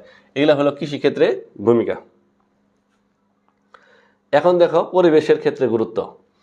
এখন পরিবেশের অনেক ময়লা আবর্জনা জমে। আমরা এখানে বিয়োজক হিসেবে এই বিভিন্ন ব্যাকটেরিয়ার নাম জানি। এরা কি করে, ওই সকল বজ্র পদার্থ ময়লা আবর্জনার পচন ঘটায় এরা মাটির সাথে মিশিয়ে দেয়। মিশিয়ে দেওয়ার ফলে একে হলো যে পরিবেশের দুর্গন্ধ থাকলো না, পরিবেশের রোগ জীবাণু থাকলো না, আবার মাটির সাথে মিশাই দেওয়ার কারণে সেই মাটি কি হইলো, উর্বর হইলো, আর সেখান থেকেও ফসলের পরিমাণ ভালো হইলো। তো আর এই কাজগুলো কে করতেছে, অণুজীব করতেছে। আর অণুজীব করতেছি, তাহলে অণুজীব ব্যবহার করে এখানে আমরা কি পাইতেছি, সুফল পাইতেছি, কল্যাণ পাইতেছি। তাহলে এটা হলো কি, তোমার হলো জীব প্রযুক্তির একটা অংশ। কিন্তু এই জিন প্রকৌশলে এটা কেমন করে ব্যবহার করা হয়, যেমন ধরো এগুলারে তোমার করার জন্য, বিয়োজন করার জন্য বা তোমার পচানোর জন্য তোমার কিছু কিছু রাসায়নিক পদার্থ দরকার হয়। এই সকল রাসায়নিক পদার্থ সকল ব্যাকটেরিয়ার দেহে জন্ম নেয় না।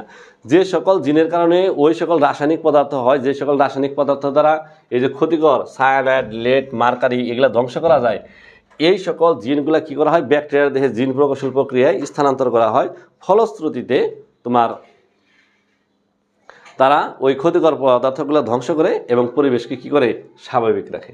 তারপর মনে করো যে সমুদ্রে যখন জাহাজ চলে, নদীর মধ্যে দেখা যখন জাহাজ, নৌকা, স্টিমার, লঞ্চ চলে, তখন সেখান থেকে তেল বের হয়। সেই তেলগুলো পানির সাথে পানির উপরে ভাসতে থাকে, ফলে পানির নাব্যতা বৃদ্ধি পায়।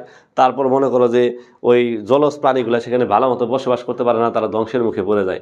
তো সেখানে কিছু কিছু তোমার ব্যাকটেরিয়া আছে, বিয়োজনকারী ব্যাকটেরিয়া, যারা ওই তেলের ওমেগা জারণ ঘটায় তেলগুলোর ভাঙিয়ে পানির সাথে মিশাই দেয়। ফলশ্রুতিতে জলজ পরিবেশ কি হয়ে যায়, স্বাভাবিক হয়ে যায়। তাহলে এটা একটা গুরুত্ব গেল। এগুলো হলো পরিবেশের ক্ষেত্রে এদের গুরুত্ব। এখন জিনোম সিকোয়েন্সিং, তোমরা জানো যে ডিএনএ এরকম পেঁচানো দ্বিসূত্রক।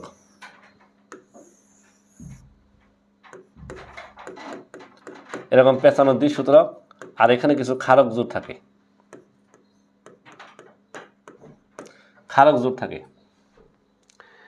এই কতগুলা, এই যে ক্ষারক জোড়গুলা, এই ক্ষারক জোড়গুলো এক এক জীবে এক এক রকম। মানে আমার শরীরে এই ক্ষারক জোড়ের যে বিন্যাস, তোমার শরীরের ক্ষারক জোড়ের বিন্যাস এমন না। এক এক জীবের ক্ষারক জোড়ের বিন্যাস এক এক রকম হয়ে থাকে। তো এই যে ক্ষারক জোড়ের যে ডিএনএ অণুতে অনুদৈর্ঘ্যভাবে মানে লম্বালম্বিভাবে এই ক্ষারক জোড়ের যে বিন্যাস, এই যে এ টি জি সি এগুলা পড়ার কথা, সি জি এগুলা হলো ক্ষারক জোড়।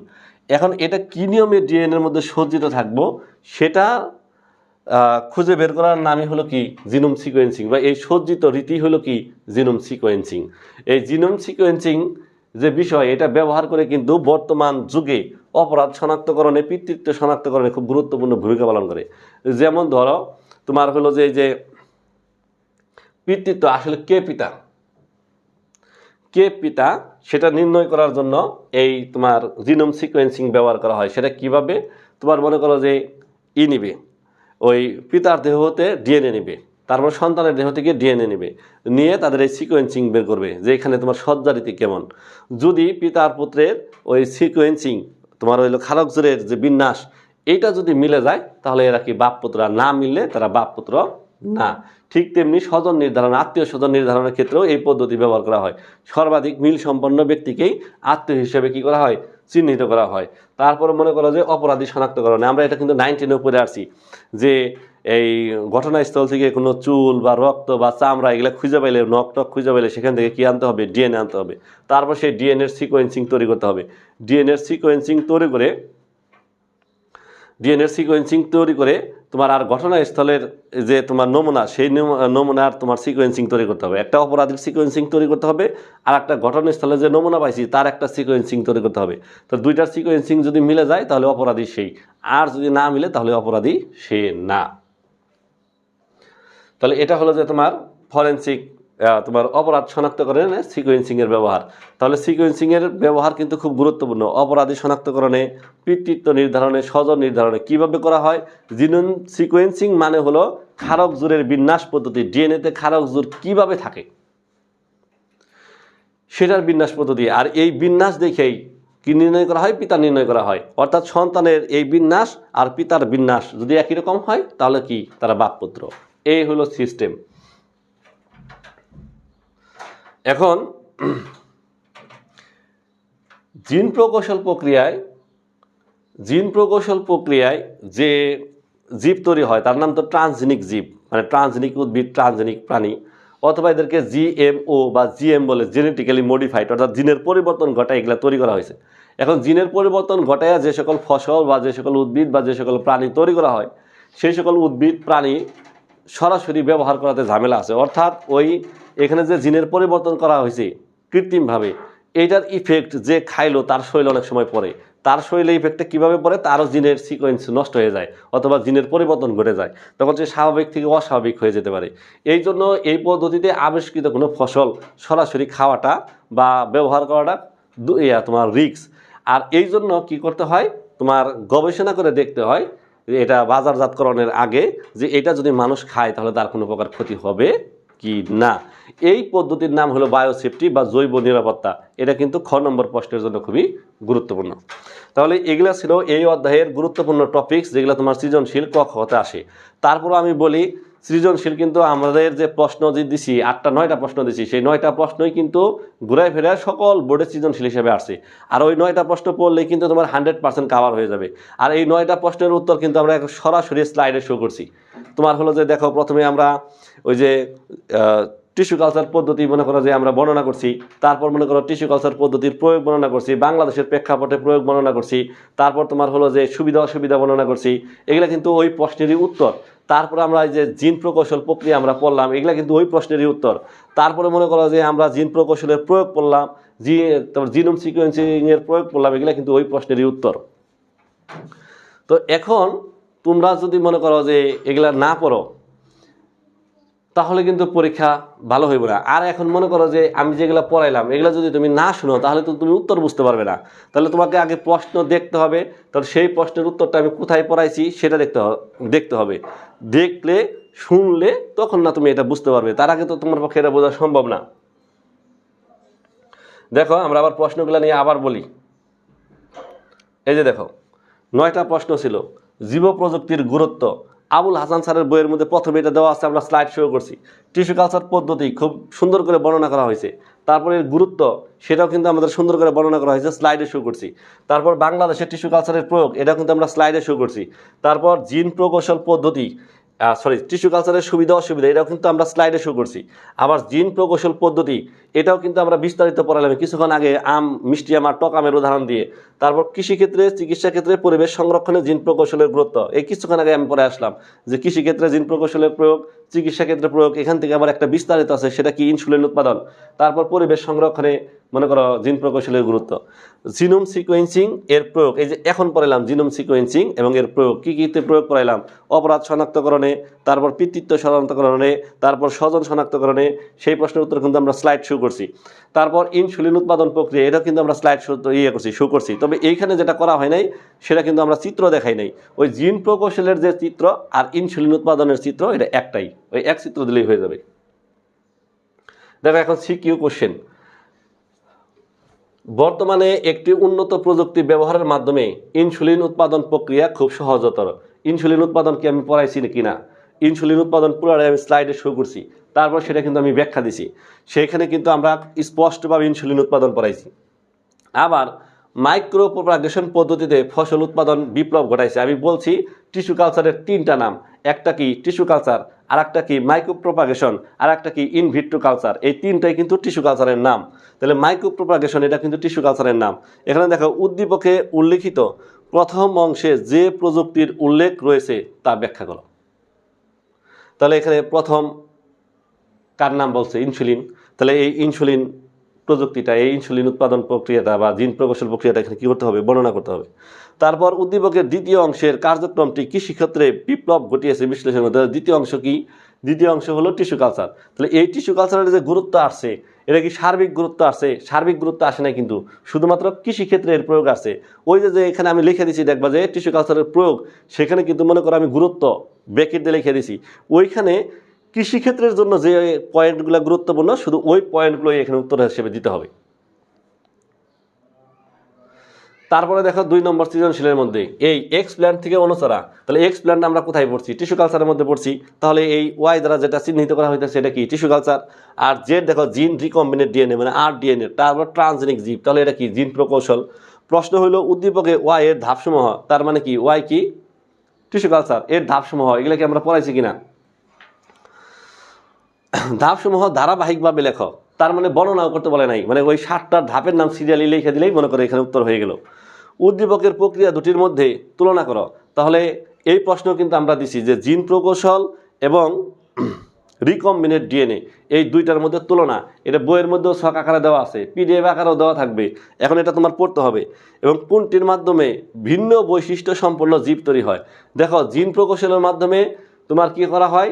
2 ধরনের বৈশিষ্ট্য মিশ্রণ করা হয়। তাহলে যেখানেই 2 ধরনের বৈশিষ্ট্য মিশ্রণ হবে সেখানেই তৈরি হবে কি? বৈচিত্র্য। তাহলে এই ভিন্ন বৈশিষ্ট্য তৈরি হওয়ার সিস্টেম কোথায়? জিন প্রকৌশলের মাধ্যমে। আর হুবহু কপি হবে টিস্যু কালচারের মাধ্যমে, এখানে কোনো বৈশিষ্ট্যের পরিবর্তন হয় না।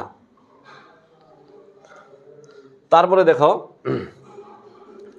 এই যে এখানে ছবি দিছে, এই যে জিনোম সিকোয়েন্সিং, জিনের বিন্যাসের ছবি, জিনোম সিকোয়েন্সিং।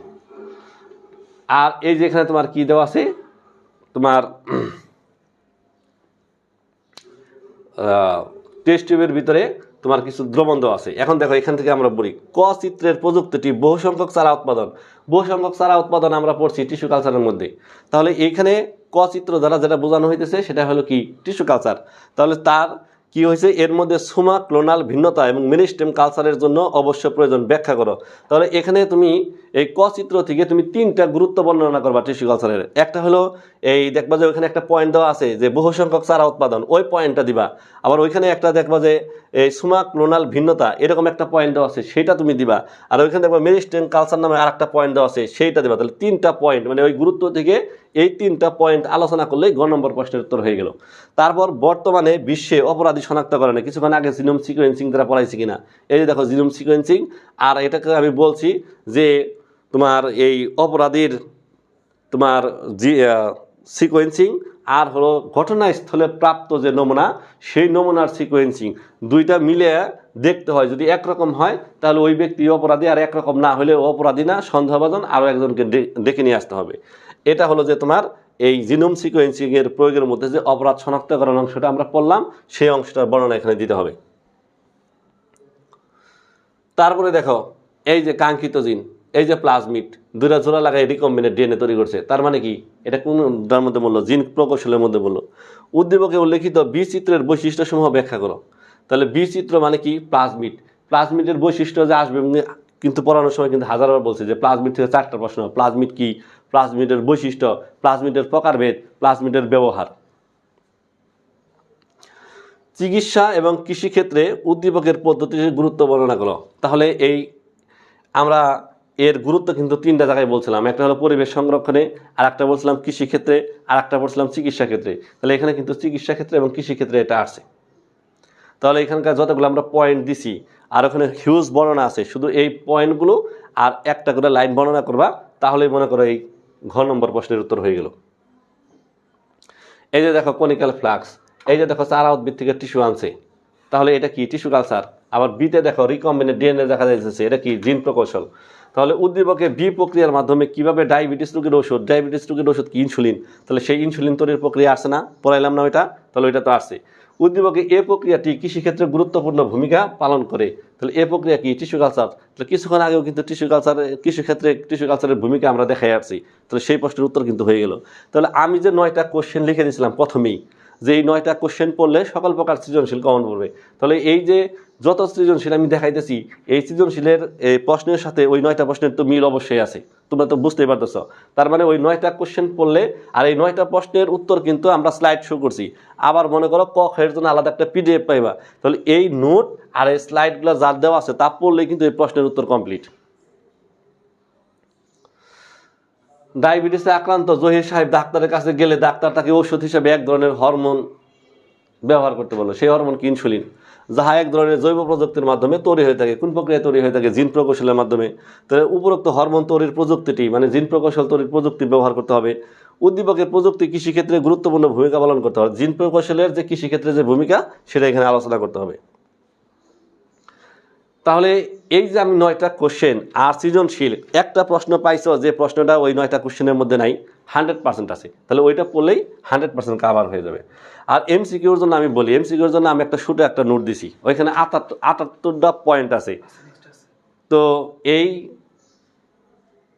যে দেখো এমসিকিউর জন্য শর্ট টাইপের তোমার হলো যে কিছু লাইন দেওয়া আছে, এই লাইনগুলো আলাদাভাবে মুখস্থ করলে, আর বইয়ের মধ্যে যেগুলো বোল্ড করে একটু মোটা করে লেখা আছে এর নিচে আন্ডারলাইন করে যদি তুমি পড়ো, আর টেস্ট পেপার থেকে যদি তুমি কিছু প্রশ্ন এখানে, মানে এগুলা পড়ার পর তুমি প্রথমে এটা পড়বে, এটা পড়ার পর মেন বইয়ে যাইবা, মেন বইয়ে গিয়ে সেখানে মোটা করে যে অক্ষরগুলো লেখা আছে সেখানে নিচে দাগ দিবা, তারপর সেই লাইনগুলো পড়বা, পড়ার পর টেস্ট পেপার থেকে প্র্যাকটিস করবা ওই অধ্যায়ের উপরে। তাইলে দেখবা যে এই অধ্যায়ের থেকে তোমার এমসিকিউ প্রায় 98% কাভার করবে। এই পদ্ধতিতে পড়তে হবে। এখন যদি তুমি বলো যে 20টা এমসিকিউ পড়াই দেন স্যার, ওইটা জানি পরীক্ষায়, পরীক্ষায় তো আমি ওই প্রশ্ন আমি করি নাই বাবা, ওই প্রশ্ন আমি করলে না তোমার 20টা পড়াইলে 20টা কমন পড়তো। তো এখন মনে করো এই পদ্ধতি অবলম্বন করে, কষ্ট হইলেও এই পদ্ধতি অবলম্বন করেই তোমার কি করতে হবে? এমসিকিউ ভালো করতে হবে। তাছাড়া আর কোনো ওয়ে নাই, আর কোনো সৎ পথ নাই। আর অসৎ পথ আছে যদি প্রশ্ন পাও, যেটা সম্ভব না। এখন দেখো যে পদ্ধতিতে জেনেটিক ইঞ্জিনিয়ারিং এর কার্য সমাধান করা হয় তাকে কি বলে? জিন ক্লোনিং।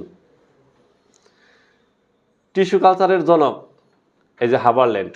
বায়োটেকনোলজি শাখার কৃষিক্ষেত্রে প্রয়োগ বর্ণনা করা হয় গ্রিন বায়োটেকনোলজিতে। এগুলো কিন্তু আমি পড়াই আসি। তো এই কথাগুলাই আবার এমসিকিউ আকারে, এক কথায় আকারে এই যে এখানে মনে করো বোর্ডে শো করা আছে, আবার পিডিএফ তো পাবাই। তো এখান থেকে যদি তুমি পড়ো আর মেন বইয়ের মোটা অক্ষরগুলো যদি পড়ো, তাহলে আল্লাহর রহমতে তোমার 98% এমসিকিউ কভার করবে ইনশাল্লাহ। দেখো মোট 78টা প্রশ্ন দেওয়া আছে। আর তুমি দেখো মেডিকেলের কোশ্চেন দেখবা, বিশ্ববিদ্যালয়ের কোশ্চেন দেখবা, বোর্ডের কোশ্চেন দেখবা, দেখবে এই 78টার বাইরে নাই, 2-1টা পাইলে পাইতে পারো, না পাইলে না পাইতে পারো।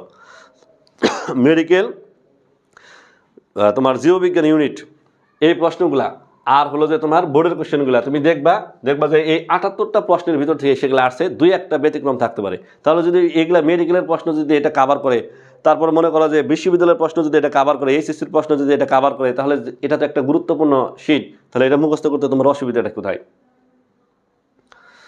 এখন আসো আমরা কয়েকটা এমসিকিউ নিয়ে সাধারণ আলোচনা করি।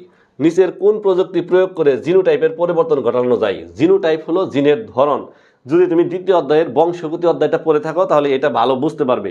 এখন তোমার যদি সকল অধ্যায়ে সকল কিছুতে তোমার লেকেজ থাকে, তাহলে প্রত্যেকটা পড়া যদি তুমি খুব ভালো ধরতে পারবে তা না। সেক্ষেত্রে তোমার কিছু কিছু বুঝতে অসুবিধা হবে, আর সেটা একটু মনোযোগ দিয়ে শুনলে বা বোঝার চেষ্টা করলে সেক্ষেত্রে এটা বোঝানো সম্ভব। তাহলে নিচের কোন প্রযুক্তি প্রয়োগ করে জিনোটাইপের পরিবর্তন ঘটানো যায়? সেটা হলো কি, কোন প্রযুক্তি প্রয়োগ করে জিনোটাইপ মানে জিনের ধরন পাল্টাইবা? সেটা হলো তোমার এলো এই যে রিকম্বিনেন্ট ডিএনএ, এর মাধ্যমে জিনের ধরন তুমি পাল্টাইতে পারবা। তো যে সকল প্লাজমিডে অ্যান্টিবায়োটিক প্রতিরোধী জিন থাকে তাকে কি বলে? আমি কি বলছি যে আর প্লাজমিড অ্যান্টিবায়োটিক প্রতিরোধী জিন থাকে। নিচের কোনটি আবাদ মাধ্যমকে জমাট বাঁধতে সাহায্য করে? আবাদ মাধ্যমকে জমাট বাঁধতে সাহায্য করে হলো এগার আমি পড়াইছিলাম। তারপর নিম্নের কোন প্রক্রিয়ার সাথে এক্সপ্ল্যান্ট সম্পর্কযুক্ত? এক্সপ্ল্যান্ট হলো টিস্যু কালচারের প্রথম ধাপ। জিনোম সিকোয়েন্সিং এর প্রয়োগ করা হয় কোথায়? দেখো কিছুক্ষণ আগে আমি এটা পড়াইলাম, এই যে স্বজন নির্ধারণে জিনোম সিকোয়েন্সিং এর প্রয়োগ করা হয়। টিস্যু কালচারের উদ্দেশ্যে মাতৃ উদ্ভিদ হতে পৃথকীকৃত অংশের নাম কি? তাহলে মাতৃ উদ্ভিদ থেকে যে তোমার হলো যে অংশটা আমরা কেটে নিয়ে আসি, তো মাতৃ উদ্ভিদ তো এক্সপ্ল্যান্ট, আর এখান থেকে যে অংশটা কেটে নিয়ে আসি সেটা হলো ভাজক টিস্যু সমৃদ্ধ একটা টিস্যু, যা হলো কি মেরিস্টেম। মানুষের দেহকোষে জিনোম সংখ্যা কতটি? জিনোম সংখ্যা হলো কয় জোড়া? 23 জোড়া। আর এই 23 জোড়াকে কয়টা ভাগ করছে? 2টা ভাগ, অর্থাৎ এই মোট ক্রোমোজোম 2 ভাগে বিভক্ত থাকে, অর্থাৎ একই রকম দেখতে একটা সাইড আর অন্যরকম দেখতে আর একটা সাইড। এই একটা সাইডকে কি বলে? Haploid diploid. কুচবিহারের সময় পড়াইছিলাম। তাহলে মানুষ যেহেতু ডিপ্লয়েড, তাহলে সাইড হবে কি? 2টা। ইনসুলিন হলো কি এক প্রকার হরমোন, আর এই হরমোন যে কোনো হরমোন কি দ্বারা তৈরি হয়? এই হরমোন তৈরি হয় যে তোমার হলো প্রোটিন দ্বারা। আর তোমরা যদি কোষ রসায়ন অধ্যায় পড়ো সেখানে লিখবা যে প্রোটিন যে অংশটা আছে সেই প্রোটিন অংশে যে ইনসুলিন একটা প্রোটিন, এখানে তোমার হলো মোট কয়টা? 55টা অ্যামাইনো অ্যাসিড নিয়ে এই ইনসুলিনটা তোমার তৈরি হয়। তারপর দেখো হ্যাপ্লয়েড উদ্ভিদ পাওয়ার জন্য এক্সপ্ল্যান্ট হিসেবে কোনটি ব্যবহার করা হয়? তাহলে এক্সপ্ল্যান্ট হিসেবে কি? কক্ষমুকুল, শীর্ষমুকুল, তারপরে হলো কি এই কচি পাতা, এগুলা ব্যবহার করা হয়। তাহলে এখানে কি হবে? কাণ্ড শীর্ষ। কোনটি প্রাচীন জৈব প্রযুক্তি? এই যে আমি কিন্তু পড়ানোর সময় বলে আসলাম যে ছিল যে প্রাচীন জৈব প্রযুক্তি কোনটি, এটা পরীক্ষার মধ্যে আসছে। সেটা হলো কি? দই তৈরি। আর একটা ছিল কি? অ্যালকোহল তৈরি। একটি জিনকে দ্রুত বহুকপি জিনে পরিণত করার যে পদ্ধতি তার নাম হলো কি? পিসিআর পদ্ধতি। এটা কিন্তু ক নম্বরের জন্য খুব গুরুত্বপূর্ণ। আমার যে নোট দিয়েছি সেই নোটে লেখা আছে পলিমারেজ চেইন রিঅ্যাকশন। নিম্নের কোন পদ্ধতি রোগমুক্ত উদ্ভিদ উৎপাদন করতে সাহায্য করে? রোগমুক্ত উদ্ভিদ উৎপাদন করতে সাহায্য করে কি? এই যে মেরিস্টেম কালচার। কারণ হলো যে ভাজক টিস্যুর মধ্যে কোনো রোগ জীবাণু থাকে না, তাই ভাজক টিস্যু থেকে যে চারা তৈরি করা হয় সেই চারার মধ্যে কোনো রোগ জীবাণু থাকে না। বিটি বেগুন, এই বিটি বেগুন নিয়ে একটু কথা বলি। সেটা হলো যে বাংলাদেশে উৎপাদিত এই একটা বেগুন, ব্যাসিলাস থুরিনজিয়েন্সিস ব্যাকটেরিয়ার দেহ থেকে একটা জিন নিয়ে এই বেগুন গাছ তৈরি করা হয়েছে, যে কারণে এর নাম দেওয়া হয়েছে বিটি বেগুন, ব্যাসিলাস থুরিনজিয়েন্সিস। এখন এই বিটি বেগুনের উপকারিতা কি? এই বেগুন গাছের ডগায় পোকা ঢুকে বেগুন গাছের ডগা নষ্ট করে ফেলে, ফলশ্রুতিতে বেগুন গাছ মারা যায় অথবা ফলন খুব কম হয়। এখন মনে করো ব্যাসিলাস থুরিনজিয়েন্সিস